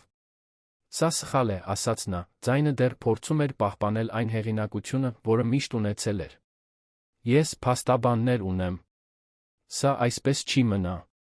Դուք իրավունք ունեք լռելու, սկսեց աշխատակիցներից մեկը, Անահիտը գիտեր, որ պահը հասել է։ Այն պահը, որին նա սպասում էր, պատրաստվում, որից վախենում միաժամանակ ցանկանում էր։ Աշխատակիցները սկսեցին խուզարկել տունը։ Նրանք ուղիղ գնացին Վահագնի աշխատասենյակ, որովհետև հստակ գիտեին, թե որտեղ փնտրել, որովհետև նրանց տեղեկացրել էին, թե ինչ փնտրել։ Անահիտը տեսավ, թե ինչպես են նրանք տանում փաստաթղթերի արկղեր, նոութբուքը, արտաքին կոշտ սկավառակներ։ Նա տեսավ, թե ինչպես են նրանք լուսանկարում պատը, կահույքը, ամեն ինչ։ Վահագնին նստեցրին ոստիկանական մեքենա։ Նախքան նրան տանելը, նա նայեց Անահիտին։ Նրա աչքերը հանդիպեցին նրա աչքերին, այդ պահին նա տեսավ, որ նա հասկացել է։ Տեսավ, որ նա գիտի, որ դա ինքն է եղել։ Որ ինքն է պատասխանատու այս ամենի համար։ Նա բերանը բացեց, կարծես ինչ-որ բան ասելու, բայց աշխատակիցներից մեկը նրան ուղեկցեց մեքենայի մեջ։ Դուռը փակվեց։ Եվ նա անհետացավ։ Անահիտը մնաց հյուրասենյակում, շրջապատված աշխատակիցներով, որոնք շարունակում էին աշխատել, թույլ տվեց իրեն շնչել։ Պարզապես շնչել։ Ոչ լաց լինել, ոչ տոնել, ոչինչ չանել, բացի շնչելուց։ Աշխատակիցներից մեկը մոտեցավ նրան։ Նա 40 կին էր, հավաքած մազերով։ Դուք Անահիտ Խաչատրյանն եք, հարցրեց նա։ Այո, պատասխանեց Անահիտը։ Ես քննիչ Վարդանյանն եմ։ Քննիչ Գորգյանը խոսել է ձեր մասին։ Դուք լավ եք։ Անահիտը միանգամից չպատասխանեց։ Լավ էր։ Նա չգիտեր։ Նա 8 տարի անցկացրել էր վերահսկողության, մանիպուլյացիայի, բռնության տակ։ Նա փախել էր։ Նա համագործակցել էր ոստիկանության հետ։ Նա ստիպել էր, որ իր ամուսնուն ձերբակալեն։ Կարծում եմ, այո, վերջապես պատասխանեց նա։ Մեզ պետք է, որ դուք ցուցմունք տաք, ասաց քննիչ Վարդանյանը։ Դուք փաստաթղթեր ունեք։ Ապացույցներ։ Ամեն ինչ քննիչ Գորգյանի մոտ է, պատասխանեց Անահիտը։ Նա ունի այն ամենը, ինչ ձեզ պետք է։ Քննիչը գլխով արեց։ Լավ։ Դուք պաշտպանության կարիք կունենաք, մինչդեռ։ Դուք ապահով տեղ ունեք մնալու։ Մեկը, ում կարող եք վստահել։ Անահիտը մտածեց իր մորաքրոջ մասին։ Մտածեց քննիչ Գորգյանի մասին։ Մտածեց բոլոր այն մարդկանց մասին, որոնք օգնել էին իրեն հասնել այստեղ։ Այո, պատասխանեց նա։ Ունեմ։ Այդ գիշեր, մինչ առանձնատունը մշակվում էր որպես հանցագործության վայր, կամ գրեթե այդպես, քանի որ բռնի հանցագործություն չկար, բայց հանցագործություն այնուամենայնիվ կար, Անահիտը ճամպրուկ հավաքեց։ Ոչ այն փոքր ճամպրուկը, որը տարել էր իր մորաքրոջ տուն։ Ավելի մեծ ճամպրուկ։ Մի ճամպրուկ, որը նշանակում էր, որ նա չէր վերադառնում։ Նա Վահագնի համար նամակ թողեց խոհանոցի սեղանին։ Դա հրաժեշտի նամակ չէր։ Դա բացատրության նամակ էր։ Նա գրեց 8 տարվա վերահսկողության նվաստացումների, այն մասին, թե ինչպես էր նա իրեն կաղապարել լինելու մեկը, ով ինքը չէր։ Նա գրեց իր հոր ունեցած կասկածների, գտած փաստաթղթերի մասին։ Եվ վերջում նա գրեց. Դու ինձ ասում էիր, որ ես թույլ եմ։ Դու ինձ ասում էիր, որ ես շփոթված եմ։ Դու ինձ ասում էիր, որ ես ոչինչ եմ առանց քեզ։ Բայց դու սխալվում էիր։ Ես ավելի ուժեղ եմ, քան դու երբեք կլինես։ Որովհետև դու քո իշխանությունը կառուցել ես ստի կոռուպցիայի վրա։ Իսկ ես իմ իշխանությունը կառուցել եմ ճշմարտության վրա։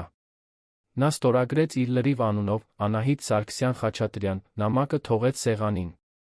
Հետո նա տաքսի կանչեց։ Այս անգամ հեռախոսը պատուհանից դուրս չնետեց։ Պարզապես այն թողեց տանը, անջատված, անպետք։ Մինչ տաքսին նրան տանում էր դեպի ավտոկայան, Անահիտը նայեց պատուհանից, տեսավ քաղաքի անցնելը։ Տեսավ այն փողոցները, որոնք ճանաչում էր 8 տարի, այն վայրերը, որտեղ ծածրել էր մեկը, ով ինքը չէր։ Եվ հրաժեշտ տվեց այդ ամենին։ Դիլիջանի ավտոբուսը մեկնում էր կեսգիշերին։ Անահիտը տոմս գնեց, նստեց հետի նստարանին, դիտելով մարդկանց մտնելն ու դուրս գալը։ Ոչ ոք իրեն չճանաչեց։ Ոչ ոք չգիտեր, թե ով է ինքը կամ ինչ է արել։ Երբ ավտոբուսը սկսեց շարժվել, երբ քաղաքը սկսեց անհետանալ իր հետում, Անահիտը վերջապես թույլ տվեց իրեն լաց լինել։ Բայց դա տխրության լաց չէր։ Դա թեթացման լաց էր։ Դա մի մարդու լաց էր, ով վերջապես ազատվել էր։ Նա չգիտեր, թե ինչ կլինի հետո։ Գիտեր, որ կլինեն դատավարություններ, վկաներ, փաստաբաններ։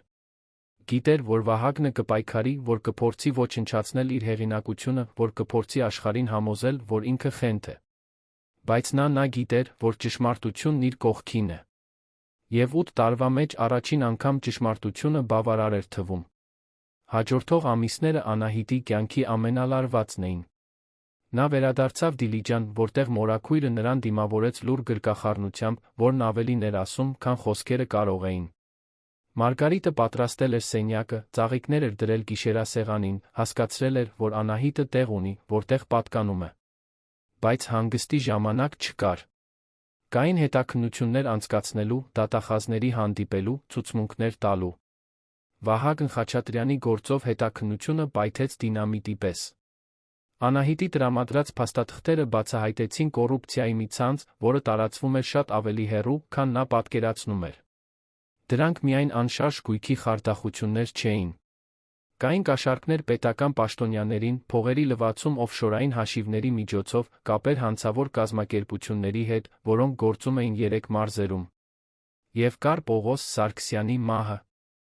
Քննիչ Գորգյանն աշխատեց դատախազության հետ, գործը վերաբացելու համար։ Անահիտի տրամադրած փաստաթղթերով, Վահագնի լուսանկարները իր հոր հետ, նամակները գույքի գործարքների այլընտրանքային միջոցների մասին, հնարավոր եղավ ստանալ Պողոսի մարմնի արտաշիրիմման ավելի մանրամասն դիահերձում անցկացնելու հրաման։ Այն, ինչ գտան, հաստատեց կասկածները։ Կային թունավորման նշաններ, հազվագյուտ թույն, որը տրվել էր վթարից օրեր առաջ։ Մեքենան դիվերսիայի էր ենթարկվել, բայց ոչ այնպես, որ անմիջական մահ պատճառեր։ Թույնի մեխանիկական անսարքության համադրությունը երաշխավորել էր, որ Պողոս Սարգսյանը չէր փրկվի։ Անահիտը նորություն ստացավ դատախազության գրասենյակում, նստած սոցիալական աշխատողի կողքին, որը նշանակվել էր նրան աջակցելու համար։ Երբ լսեց խոսքերը թունավորում, դիվերսիա, կանխամտածված սպանություն, նա չլացեց։ Պարզապես գլխով արեց, կարծես հաստատելով մի բան, որն արդեն գիտեր իր էության խորքում։ Ո՞վ է դա արել, հարցրեց նա։ Դեռ հետաքննում ենք, պատասխանեց դատախազը։ Բայց փաստաթղթերը հուշում են, որ ձեր ամուսինը մեկին է վարձել։ Փողի փոխանցումներ կան հաշիվների, որոնք մենք հետել ենք մինչ Ռուբեն Հովհաննիսյան անունով մի մարդու։ Նա քրեական անցյալ ունի, ներգրավված է կազմակերպված հանցավորության մեջ։ Նրան կձերբակալել, հարցրեց Անահիտը։ Մենք աշխատում ենք դրա վրա։ Բայց Անահիտ, դուք պետք է մի բան հասկանաք։ Սա նշանակում է, որ ձեր ամուսինը ոչ միայն խարդախություն է կատարել։ Սա նշանակում է, որ նա սպանություն է կատարել։ Որ նա սպանել է ձեր հորը։ Անահիտը դա գիտեր։ Բայց լսել բարձրաձայն, հաստատված ապացույցներով, գիտությամբ, օրենքով, այլ բաներ։ Իրական էր այնպես, ինչպես փաստաթղթերն ու լուսանկարները երբեք չէին կարող լինել։ Ես ուզում եմ ցուցմունք տալ, ասաց նա։ Ես ուզում եմ այնտեղ լինել, երբ նրան կդատեն։ Դուք պետք է դիմակայեք նրա փաստաբաններին, ասաց դատախազը։ Նրանք կփորձեն անվստահություն առաջացնել ձեր նկատմամբ։ Նրանք կփորձեն ձեզ խենթի, անկայուն, վրեժխնդրությամբ մոտիվացվածի տեղ դնել։ Թող փորձեն, պատասխանեց Անահիտը։ Մինչ հետաքննությունը շարունակվում էր, Անահիտին պետք էր ապրելու տեղ, իրեն պահելու միջոց։ Նրա մորաքույրն առաջարկել էր հյուրընկալություն, բայց Անահիտը գիտեր, որ չի կարող կախված լինել բարեգործությունից, նույնիսկ ընտանեկան բարեգործությունից։ Նա պետք է վերակառուցեր իր կյանքը։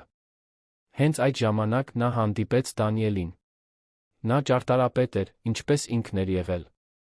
Աշխատում էր Դիլիջանի մի փոքր ճարտարապետական ստուդիայում, նախագծելով տներ, դպրոցներ, փոքր հասարակական շենքեր։ Նրա անունը նշել էր մորաքրոջ ընկերուհիներից մեկը, ով գիտեր, որ Անահիտը ճարտարապետության փորձ ունի, աշխատանք է փնտրում։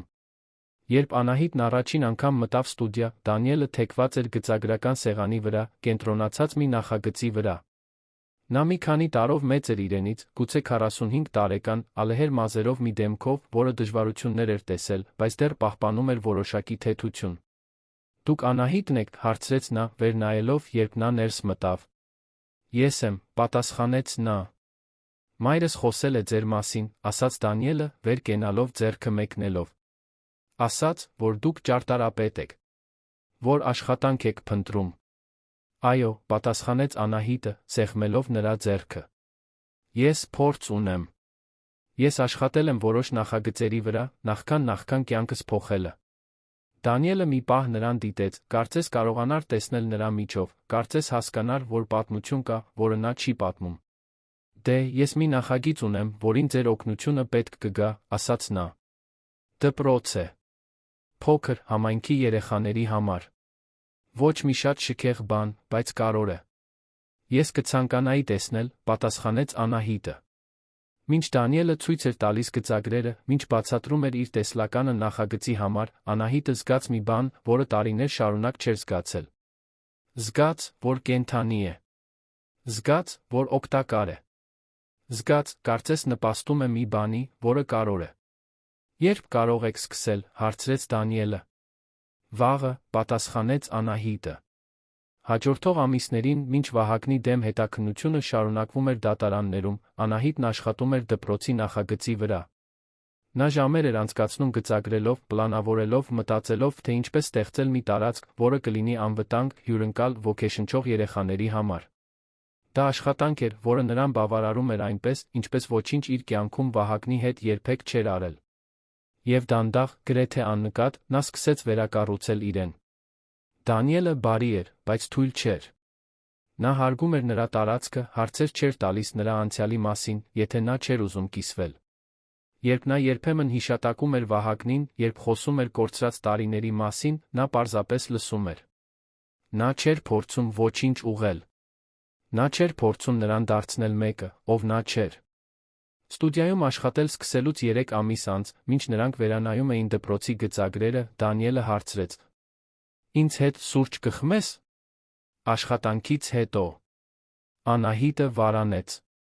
Նա այնքան երկար ժամանակ վերահսկողության տակ էր եղել, որ սեփական կամքով, առանց թույլտվության ինչ-որ բան անելու գաղափարը դեռ վախեցնում էր իրեն։ Այո, վերջապես պատասխանեց նա. կցանկանայի։ Սուրճը հանգեցրեց ընթրիքների։ Ընթրիքները հանգեցրին զբոսանքների։ Զբոսանքները հանգեցրին համբույրներ, որոնք տարբերվում էին այն ամենից, ինչ նա երբևէ զգացել էր, քանի որ դրանք հիմնված էին համաձայնության, փոխադարձ ցանկության, հարգանքի վրա։ Բայց այս ամենի վրա մի ստվեր կար։ Մոտեցող դատավարության ստվերը։ Վահագնի ձերբակալությունից 6 ամիս անց դատավարությունը սկսվեց։ Անահիտը ստիպված եղավ վերադառնալ մեծ քաղաք, մնալ ոստիկանության պաշտպանության տակ գտնվող հյուրանոցում, պատրաստվել դիմակայելու այն մարդուն, ով վերահսկել էր իր կյանքը։ Դատարանի դահլիճը լեփ-լեցուն էր։ Կային լրագրողներ, հետաքրքրասերներ, մարդիկ, որոնք ուզում էին տեսնել ընկած միլիոնատիրոջը։ Վահագնը նստած էր իր փաստաբանների կողքին, թանկարժեք տղամարդիկ, որոնք վարձվել էին ոչնչացնելու ցանկացած մարդու, ով կհակառակվեր նրան։ Երբ Անահիտին կանչեցին ցուցմունք տալու, նա քայլեց դեպի վկաների ամբիոնը, գլուխը բարձր։ Վահագնը նայեց նրան, նա տեսավ հուսահատությունն իր աչքերում։ Տեսավ այն մարդուն, ով հավատում էր, որ իրեն ընդմիշտ վերահսկում է, վերջապես հասկանում, որ պարտվել է։ Դուք Անահիտ Սարգսյան-Խաչատրյանն եք, հարցրեց դատախազը։ Ես եմ, պատասխանեց նա։ Դուք 8 տարի ամուսնացած եք եղել մեղադրյալ Վահագն Խաչատրյանի հետ։ Այո։ Եվ այդ ընթացքում դուք հասանելիություն եք ունեցել նրա անձնական մասնագիտական փաստաթղթերին։ Այո։ Նա իր նոութբուքը բաց էր թողնում։ Նա փաստաթղթեր ուներ իր աշխատասենյակում։ Նա չէր հավատում, որ ես բավական խելացի եմ հասկանալու, թե ինչ են դրանք նշանակում։ Վահագնի փաստաբանները սկսեցին իրենց հակահարցաքննությունը։ Նրանք փորձեցին ստիպել, որ նա խենթ թվա, որ ստում է, որ մոտիվացված է խանդով կամ վրեժխնդրությամբ։ Նրանք ենթադրեցին, որ նա կեղծել է փաստաթղթեր, որ հորինել է պատմություններ բռնության մասին։ Բայց Անահիտը հանգիստ մնաց։ Նա յուրաքանչյուր հարցի պատասխանեց ճշգրտությամբ։ Նա իրեն սադրել չտվեց։ Եվ երբ փաստաբաններից մեկը հարցրեց. «Ճիշտ չէ, որ դուք պարզապես մերժված կին եք, որը փորձում է ոչնչացնել այն մարդուն, ով ձեզ թողել է», նա պատասխանեց. «Ոչ։ Ես մի կին եմ, որը վերջապես հրաժարվեց իրեն ոչնչացնել թույլ տալ նրան»։ Դահլիճում լռություն տիրեց։ Նույնիսկ դատավորը կարծես տպավորված էր։ Դատավարությունը տեց 3 շաբաթ։ Ապացույցները ջնշող էին։ Անահիտի տրամադրած փաստաթղթերը, զուգորդված ոստիկանության հետաքննությունների հետ, նկարում էին խարդախության, կոռուպցիայի սպանության հստակ պատկեր։ Վահագնը դատապարտվեց 25 տարվա ազատազրկման, Պողոս Սարգսյանի մահվան համար։ Լրացուցիչ 15 տարի խարդախության, փողերի լվացման կաշառակերության հանցագործությունների համար։ Դատավճիռները պետք է կրվեին հաջորդաբար։ Երբ դատավճիռը հայտարարվեց, Անահիտը դահլիճում էր։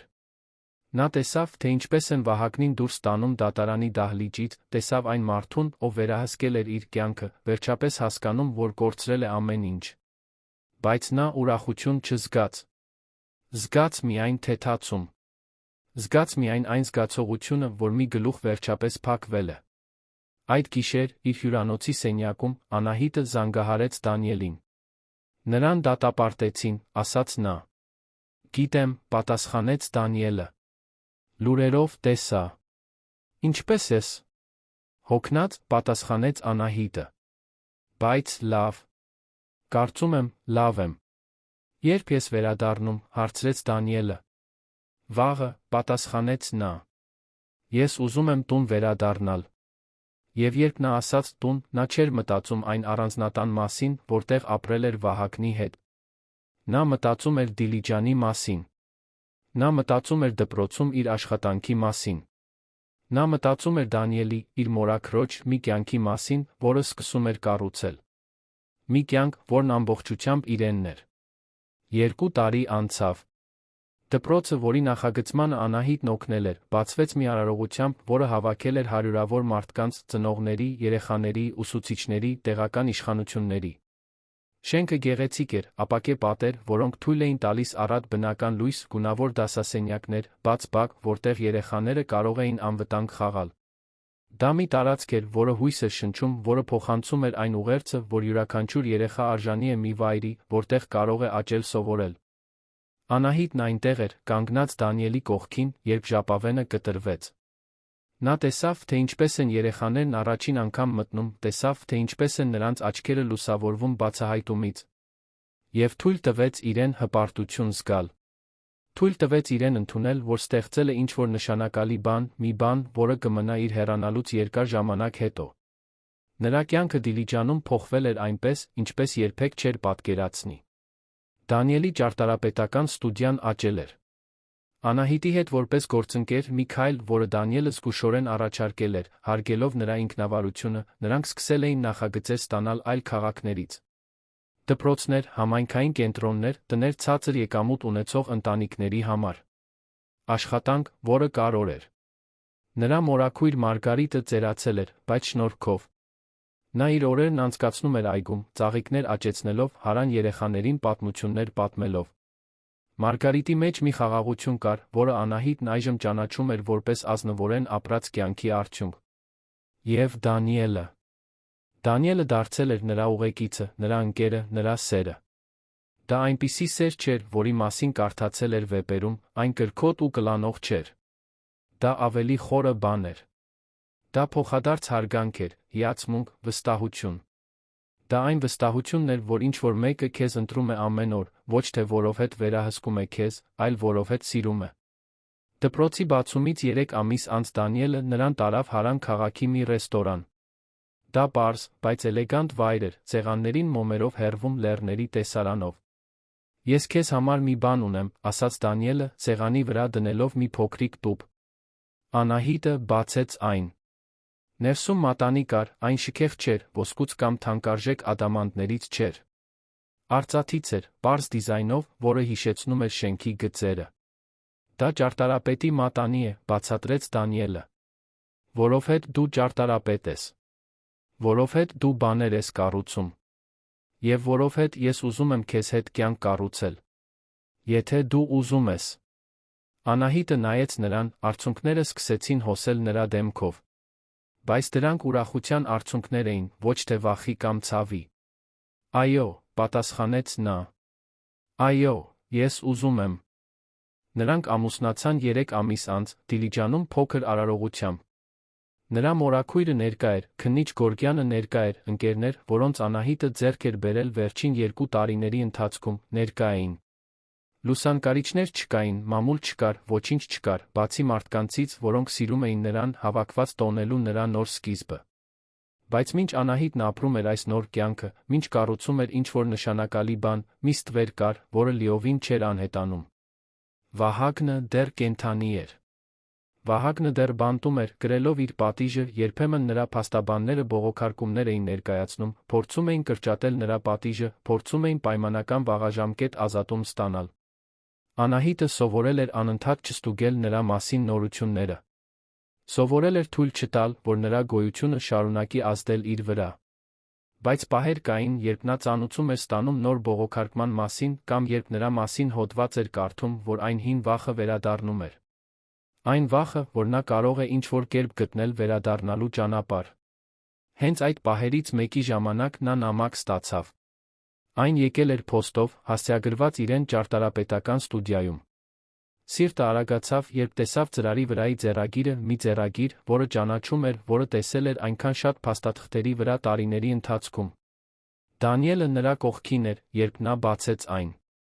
Սիրելի Անահիտ, սկսվում էր նամակը։ Դու հավանաբար չէիր սպասում ինձնից լսել։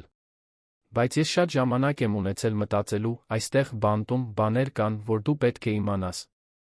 Անահիտը քիչ մնաց դադարեցներ կարդալը։ Բայց շարունակեց։ Դու հավատում էիր, որ ոչնչացրեցիր իմ կայսրությունը։ Որ դու էիր պատասխանատու իմ անկման համար։ Եվ որոշակի իմաստով դու ճիշտ էիր։ Բայց այն, ինչ դու չգիտես, այն է, որ ես արդեն ընկնում էի։ Իմ գործերը փլուզվում էին։ Հետաքննություններ էին սկսվում։ Դու պարզապես արագացրեցիր անխուսափելին։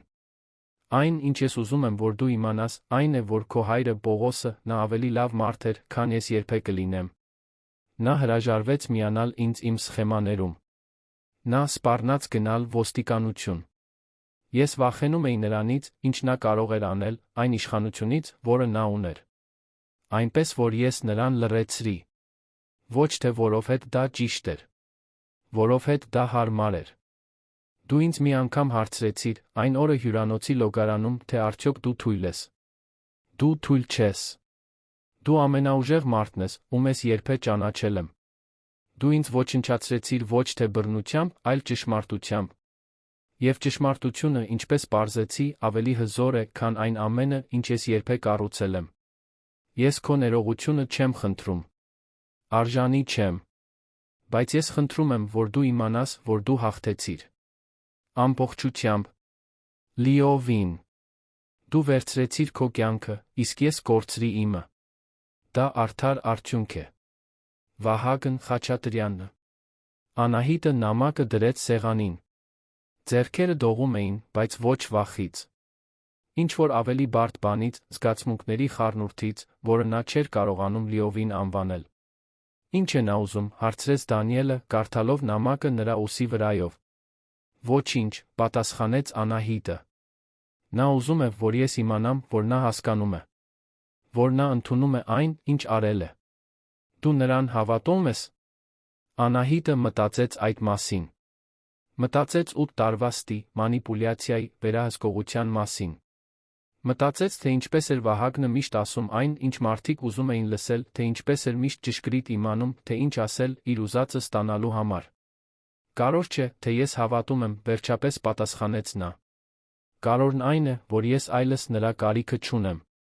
Ես նրա ներողության կարիքը չունեմ, նրա հասկացողության կարիքը չունեմ, նրանից ոչինչի կարիք չունեմ։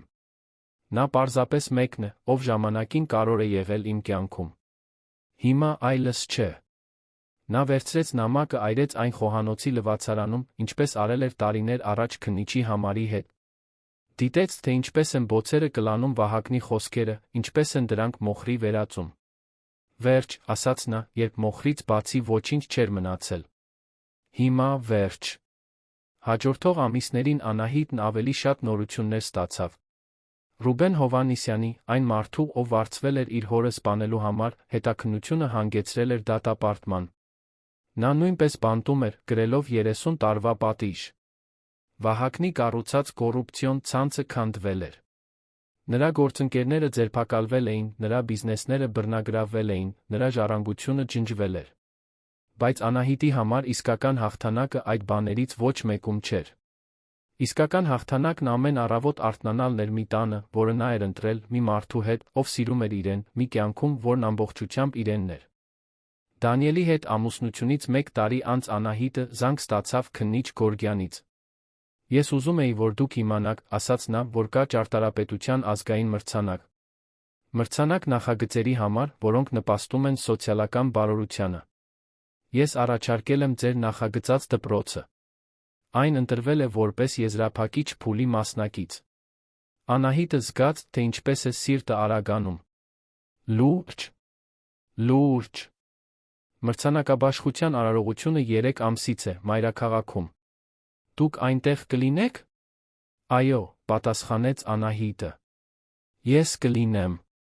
Երբ արարողությունը հասավ, Անահիտը նյարդայնանում էր այնպես, ինչպես տարիներ շարունակ չէր եղել։ Նա կրում էր պարզ զգեստ, ոչինչ նման այն Վալենտինոյի Մարգարտյա սպիտակ զգեստին, որը գրել էր այն գիշեր Գրանդ հոթելում։ Սա մի զգեստ էր, որը նա էր ընտրել, որը սիրում էր, որը նրան ստիպում էր իրեն գեղեցիկ զգալ, առանց սեփականություն զգալու։ Դանիելը նրա կողքին էր, ձեռքը նրա գոտկատեղին, ոչ թե որպես տարածքի նշում, այլ որպես աջակցություն, որպես սեր։ Երբ հայտարարեցին, որ դպրոցը հաղթել է, երբ կանչեցին նրա անունը, Անահիտը քայլեց դեպի բեմը, ոտքերը դողալով։ Վերցրեց մրցանակը, ապակե առարկա, որն արտացոլում էր լույսը, նայեց բազմությանը։ Ես չէի սպասում այստեղ լինել, սկսեց նա, ձայնը թեթակի դողալով։ Ես չէի սպասում ունենալ մի կյանք, որտեղ կարողանայի դա անել։ Մի քանի տարի առաջ ես մեկն էի, ով կորցրել էր իրեն։ Մեկը, ով թույլ էր տվել, որ մեկ ուրիշը սահմանի իրեն, վերահսկի, ստիպի հավատալ, որ ինքը պակաս է, քան իրականում է։ Բայց ես բացահայտեցի, որ իմ մեջ մի ուժ կար, որի մասին չգիտեի։ Եվ այդ ուժը չեկավ բռնությունից, կամ վրեժխնդրությունից, կամ ատելությունից։ Այն եկավ ճշմարտությունից։ Այն եկավ ստերն ընդունելուց հրաժարվելուց։ Այն եկավ ինքն իրեն վերակառուցելու որոշումից։ Այս մրցանակը միայն իմը չէ։ Այն բոլոր այն կանանցն է, որոնք իմ նման իրավիճակներում են։ Այն ասելու համար է, որ դուք թույլ չեք, որ դուք խենթ չեք, որ դուք արժանի եք մի կյանքի, որն ամբողջությամբ ձերն է։ Երբ նա ավարտեց, բազմությունը ոտքի կանգնեց ծափահարություններով։ Անահիտը դեմքեր տեսավ հանդիսատեսի մեջ, իր մորաքույր Մարգարիտը, քննիչ Գորգյանը, Դանիելը, ընկերներ, որոնց ձեռք էր բերել Դիլիջանում։ Տեսավ մարդկանց, որոնք աջակցել էին իրեն, որոնք հավատացել էին իրեն, երբ ինքը չէր հավատում իրեն։ Այդ գիշեր, իր հյուրանոցի սենյակում, Անահիտը հաղորդագրություն ստացավ անհայտ համարից։ Դա լուսանկար էր, Վահագնի լուսանկարը բանտում, ծերացած, կոտրված, անճանաչելի այն մարդուց, ով վերահսկել էր իր կյանքը։ Հաղորդագրությունում գրված էր. Նա ձեզ տեսավ հեռուստացույցով։ Տեսավ, թե ինչպես եք մրցանակ ստանում։ Խնդրեց ինձ ձեզ ասել, որ հպարտանում է ձեզնով։ Անահիտը ջնջեց հաղորդագրությունը, առանց պատասխանելու։ Ոչինչ չկար, որ նա ուզում էր ասել Վահագնին։ Ոչինչ չկար, որ նա կարող էր առաջարկել, որը կարող լիներ։ Որովհետև նա վերջապես հասկացել էր ամենախորը ճշմարտությունը։ Նրան պետք չէր նրա հավանությունը, նրա ներողությունը, նրա հասկացողությունը։ Նրան պետք էր միայն ինքը։ Եվ դա բավարար էր։ Ազգային մրցանակից 5 տարի անց Անահիտն իր աշխատասենյակում էր, երբ մի զանգ ստացավ, որը նրան լիովին զարմացրեց։ Փաստաբան էր, ներկայացնելով Վահագն Խաչատրյանի ժառանգությունը։ Ձեր ներկայությունը պահանջվում է կտակի ընթերցման համար, ասաց տղամարդը, պաշտոնական հեռու ձայնով։ Ձեր նախկին ամուսինը մահացել է բանտում 3 օր առաջ։ Սրտի կաթված։ Նա հատուկ հրահանգներ է թողել, որ դուք պետք է ներկա լինեք։ Անահիտը դանդաղ անջատեց հեռախոսը։ Վահագնը մահացել էր։ Այն մարդը, որն այնքան շատ տեղ էր զբաղեցրել իր մտքում, իր մղձավանջներում, իր հիշողություններում, գնացել էր։ Նա սպասում էր ինչ-որ բան զգալ։ Թեթացում, գուցե։ Կամ զայրույթ։ Կամ նույնիսկ որոշակի բավարարվածություն, որ արդարությունը հաղթանակել է, թեկուզ բնության ձեռքով։ Բայց այն, ինչ զգաց, պարզապես դատարկություն էր։ Պարզապես այն գիտակցումը, որ մի դարաշրջան ավարտվել է, որ ինքը վաղուց արդեն անցել է դրանից։ Գնալո ես, հարցրեց Դանիելը, երբ նա պատմեց նրան։ Չգիտեմ, պատասխանեց Անահիտը։ Վստահ չեմ, որ ինչ-որ բան կա, որ ես ուզում եմ լսել։ Բայց հետաքրքրասիրությունը հաղթեց։ Մեկ շաբաթ անց նա հայտնվեց մեծ քաղաքի փաստաբանական գրասենյակում, նստած կաշվե բազկաթոռին, մինչ մի տարեց փաստաբան բացում էր կնքված ծրարը։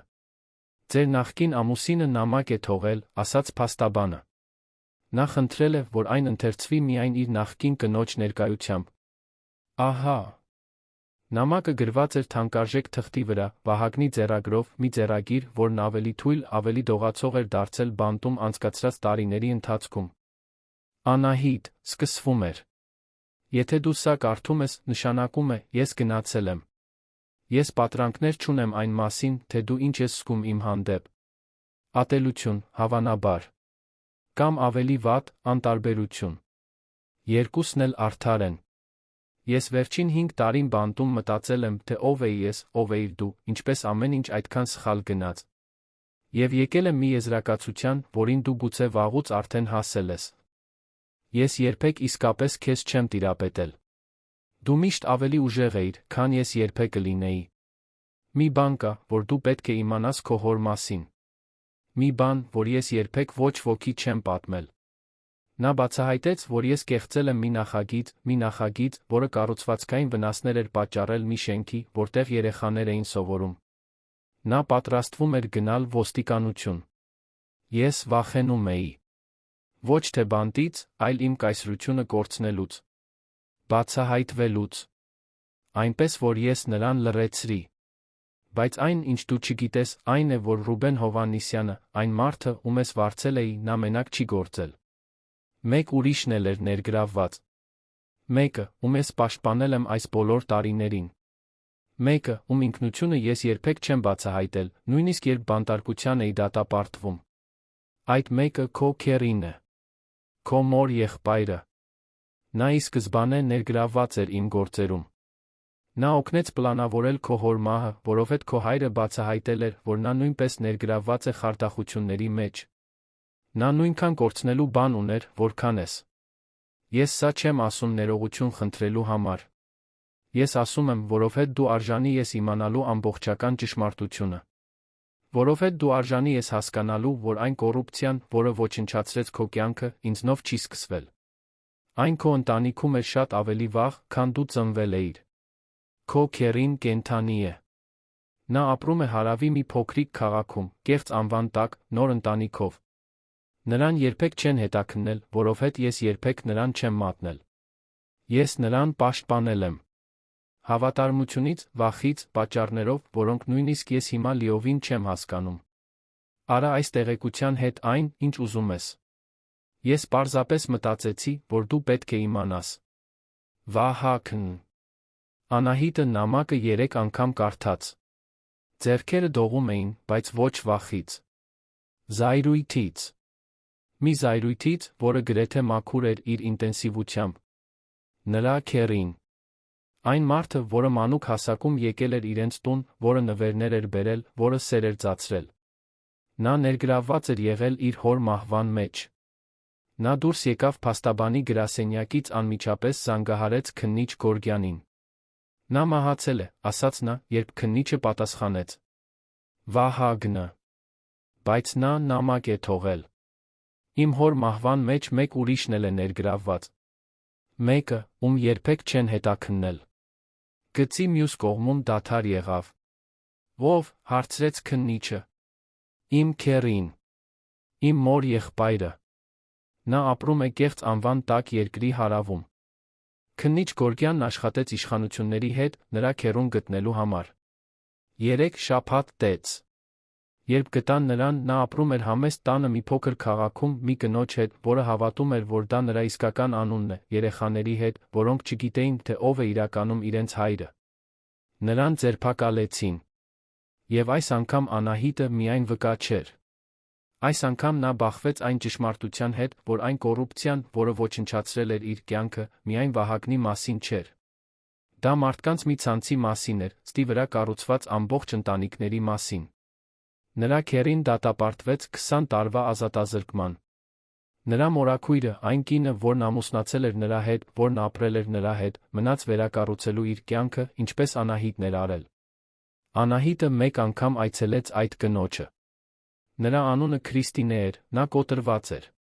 Կորցրել էր ամեն ինչ, իր ամուսնուն, իր հեղինակությունը, այն կյանքը, որին հավատում էր։ Ես ցավում եմ, ասաց Անահիտը, երբ նրանք հանդիպեցին մի սրճարանում։ Դու ներողություն խնդրելու ոչինչ չունես, պատասխանեց Քրիստինեն, ձեռքերը դողում էին, մինչ պահում էր սուրճի բաժակը։ Դու պարզապես բացահայտեցիր ճշմարտությունը։ Ես եմ նա, ով պետք է տեսներ։ Ես պետք է իմանայի։ Դու չէիր կարող իմանալ, պատասխանեց Անահիտը։ Ինչպես ես չէի կարող իմանալ Վահագնի մասին։ Նրանք մեզ ստիպեցին հավատալ ստերին, որովհետև ուզում էին, որ մենք հավատանք։ Քրիստինեն նայեց նրան արցունքոտ աչքերով։ Ինչպես ես առաջ շարժվում։ Ինչպես ես կյանք կառուցում դրանից հետո։ Անահիտը մտածեց այդ մասին։ Մտածեց վերակառուցման աշխատանքի, սիրո ներման 5 տարիների մասին, ոչ թե Վահագնի կամ իր քեռու, այլ ինքն իրեն։ Դու պարզապես դա անում ես, պատասխանեց նա։ Օրեցօր։ Դու գտնում ես մարդկանց, որոնք սիրում են քեզ։ Դու անում ես աշխատանք, որը կարևոր է։ Դու հրաժարվում ես թույլ տալ, որ նրանց գործողությունները սահմանեն, թե ով ես դու։ Հաջորդող ամիսներին Անահիտն օգնեց Քրիստինեին վերակառուցել իր կյանքը։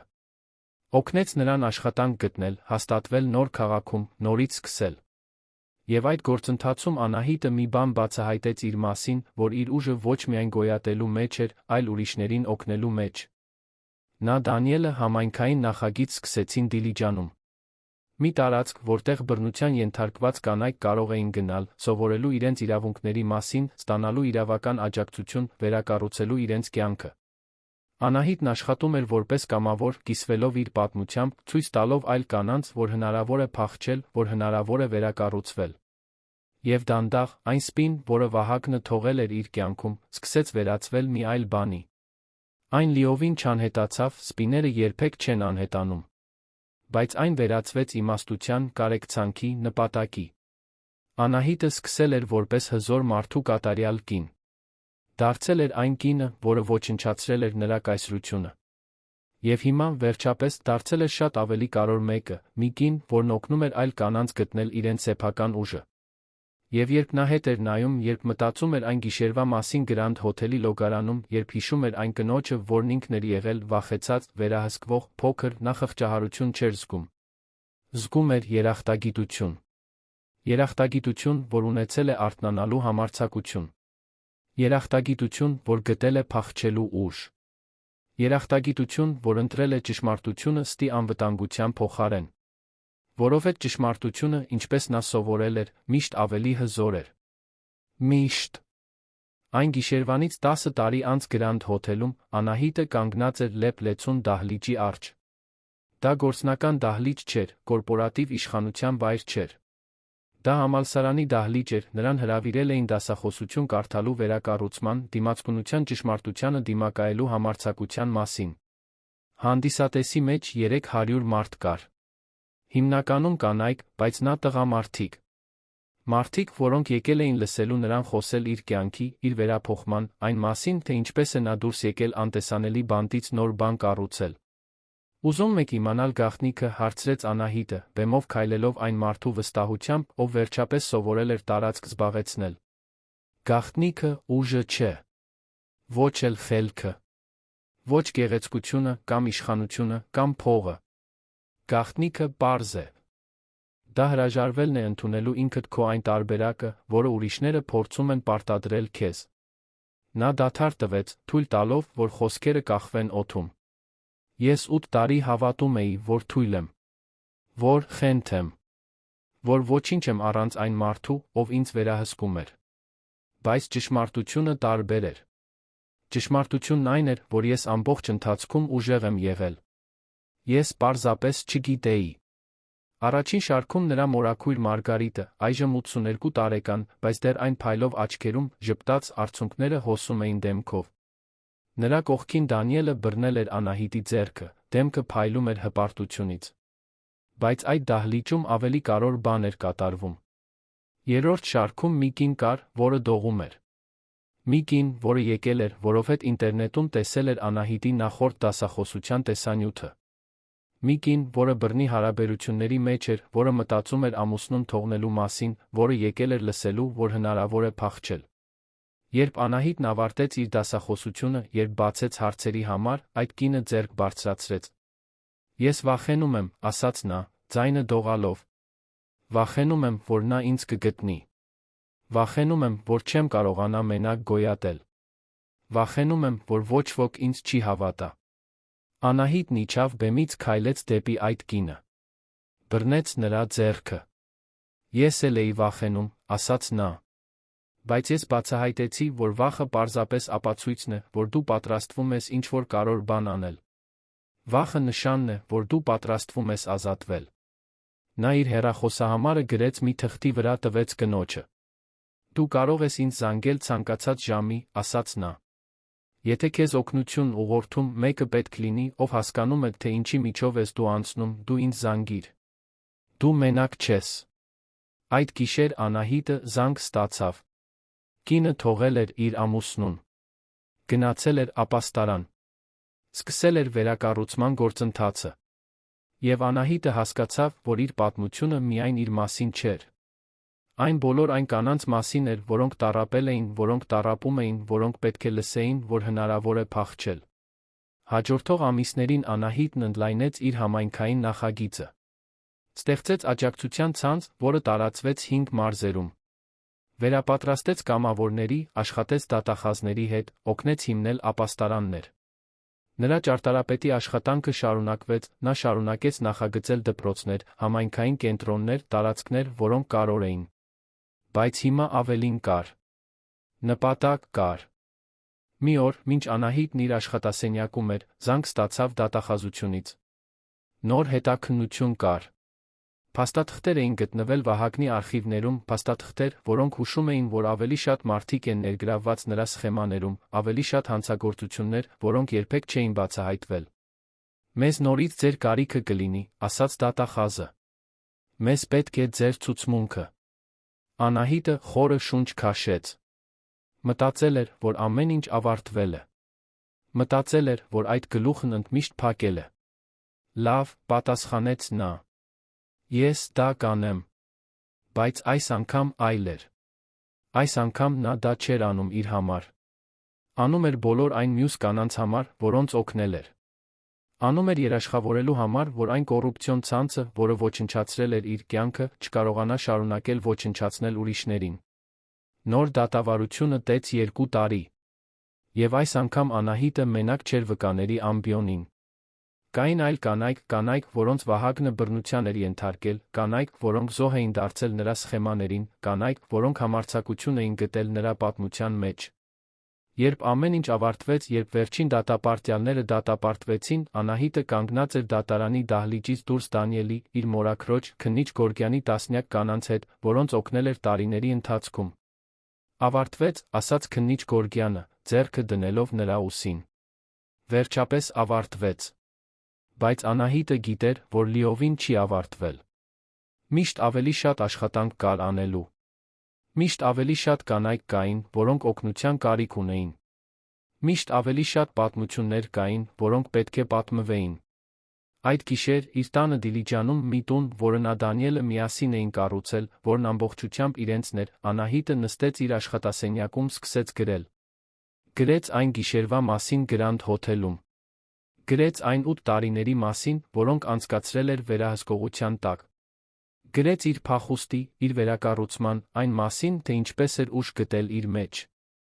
Գրեց Վահագնի, իր քեռու, բոլոր այն տղամարդկանց մասին, որոնք փորձել էին սահմանել իրեն։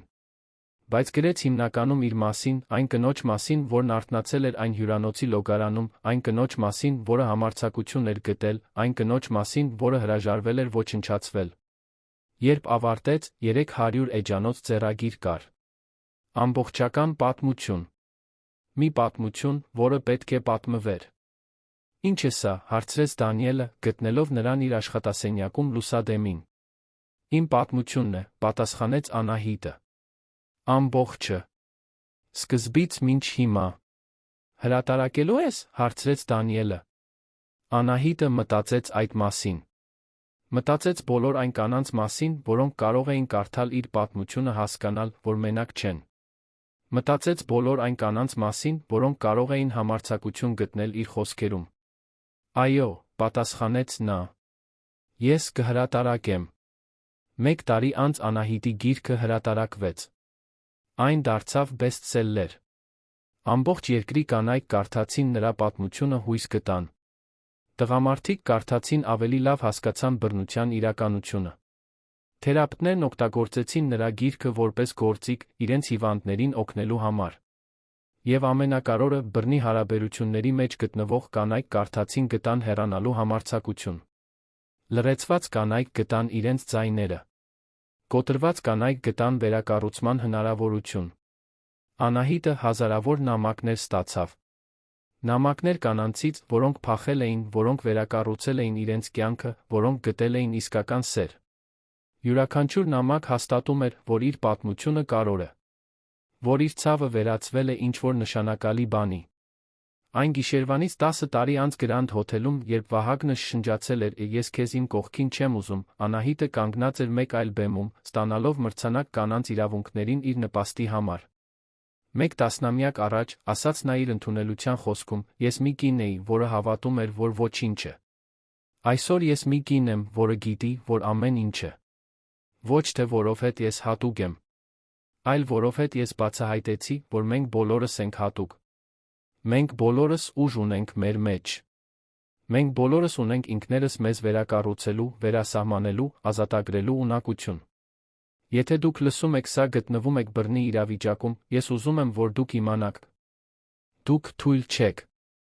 Դուք խենթ չեք։ Դուք արժանի չեք այն վերաբերմունքին, որը ստանում եք։ Եվ դուք ունեք ձեր կյանքը փոխելու ուժ։ Դուք ունեք փախչելու ուժ։ Դուք ունեք վերակառուցելու ուժ։ Այն ամենը, ինչ դուք պետք է անեք, հավատալն է ինքներդ ձեզ։ Ինչպես ես վերջապես հավատացի ինքս ինձ։ Երբ նա իջավ բեմից, բազմությունը ոտքի կանգնեց ծափահարություններով։ Բայց Անահիտը չէր նայում բազմությանը։ Նայում էր իր մորաքրոջը Դանիելին, այն կանանց, որոնց օգնել էր տարիների ընթացքում։ Նայում էր այն մարդկանց, որոնք սիրում էին իրեն, աջակցում, որոնք հավատացել էին իրեն, երբ ինքը չէր հավատում իրեն։ Եվ վերջապես հասկացավ, որ այն կինը, որը 10 տարի առաջ դուրս էր եկել Գրանդ հոթելի լոգարանից, ոչ միայն փախել էր բանտից։ Նա ազատվել էր մի պատրանքից։ Հասկացել էր, որ այն ուժը, որը փնտրում էր իրենից դուրս, ամբողջ ընթացքում իր մեջ էր եղել։ Նա սկսել էր որպես հզոր մարդու կատարյալ կին։ Դարձել էր այն կինը, որը ոչնչացրել էր նրա կայսրությունը։ Եվ հիմա, վերջապես, դարձել էր այն կինը, որն օգնում էր այլ կանանց ոչնչացնել այն կայսրությունները, որոնք բանտարկում էին նրանց։ Այդ գիշեր, իր հյուրանոցի սենյակում, Անահիտը նայեց հայելուն։ Տեսավ 42 տարեկան մի կնոջ, դեմքին գծեր, որոնք պատմում էին ցավի վերակառուցման պատմություններ, աչքեր, որոնք փայլում էին իմաստությամբ կարեկցանքով, ժպիտ, որն ամբողջությամբ իրենն էր։ Եվ շշնջաց ինքն իրեն. «Դու ուժեղ ես։ Դու միշտ էլ եղել ես։ Դու պարզապես վերջապես արթնացար»։ Պատմության ավարտը։ Ինչ անհավանական ճանապարհորդություն էր ուղեկցել Անահիտին Գրանդ հոթելի լոգարանի այն կործանարար պահից, երբ նա վերջապես հասկացավ իր կրած բռնության ողջ չափը, մինչ դառնալը ազատ, հզոր ոգեշնչող կին, որն օգնում է հարյուրավոր այլ կանանց վերակառուցել իրենց կյանքը։ Հիշո՞ւմ եք այն դաժան շշունջը. «Ես քեզ իմ կողքին չեմ ուզում»։ Այն խոսքերը, որոնք թվում էին վերջը, բայց որոնք, իրականում, սկիզբն էին։ Մի կնոջ սկիզբը, ով բացահայտեց, որ պահված փաստաթղթեր ունի, որ թաքնված համարձակություն ունի, որ ուժ ունի, որը երբեք չէր ընդունել։ Մենք ականատես եղանք, թե ինչպես Անահիտը փախավ լուսադեմին, ապաստան գտավ իր մորաքրոջ Մարգարիտի մոտ, համագործակցեց ոստիկանության հետ, դատարանում դիմակայեց այն մարդուն, ով վերահսկում էր իրեն, վերակառուցեց իր ճարտարապետի կարիերան, իսկական սեր գտավ Դանիելի հետ, վերջապես դարձավ ձայն բոլոր այն կանանց համար, որոնք թակարդում են բռնի հարաբերությունների մեջ։ Եթե այս պատմությունը դիպավ ձեր սրտին, եթե դուք հավատում եք, որ այլ մարդիկ պետք է լսեն Անահիտի ուժի, վերակառուցման հնարավորության, ճշմարտության զորության մասին, ապա ես խնդրում եմ, բաժանորդագրվեք մեր ալիքին, բաց չթողնելու հաջորդ դրամատիկ, հուզիչ փոխակերպող պատմությունները։ Դրեք լայք, եթե դուք հավատացիք Անահիտին, եթե դուք ձեզ նույնացրիք նրա ճանապարհորդության հետ, եթե դուք հավատում եք, որ բոլոր կանայք արժանի են ազատության։ Թողեք մեկնաբանություն ձեր կարծիքով։ Ո՞րն էր ձեզ համար ամենատպավորիչ պահը։ Դուք ճանաչո՞ւմ եք մեկին, ով պետք է լսի այս պատմությունը։ Կիսվեք ձեր մտքերով մեզ հետ։ Կիսվեք այս պատմությամբ մեկի հետ, ով պետք է լսի, որ հնարավոր է փախչել, որ հնարավոր է վերակառուցվել, որ հնարավոր է ազատվել։ Էկրանի ձախ կողմում դուք կգտնեք ամբողջական փլեյլիստ դիմացկունության, վերակառուցման, փոխակերպման այլ անհավանական պատմություններով։ Պատմություններ մարդկանց մասին, որոնք դիմակայել են իրենց դերին հաղթանակած դուրս եկել։ Պատմություններ, որոնք կոգեշնչեն ձեզ հավատալ ինքներդ ձեզ։ Որովհետև եթե Անահիտը կարող է ազատվել 8 տարվա վերահսկողությունից դառնալ մի կին, որը փոխում է աշխարհը, դուք էլ կարող եք։ Մենք բոլորս կարող ենք։ Շնորհակալություն այս ճանապարհորդության ընթացքում մեզ հետ լինելու համար։ Կհանդիպենք հաջորդ դրվագում։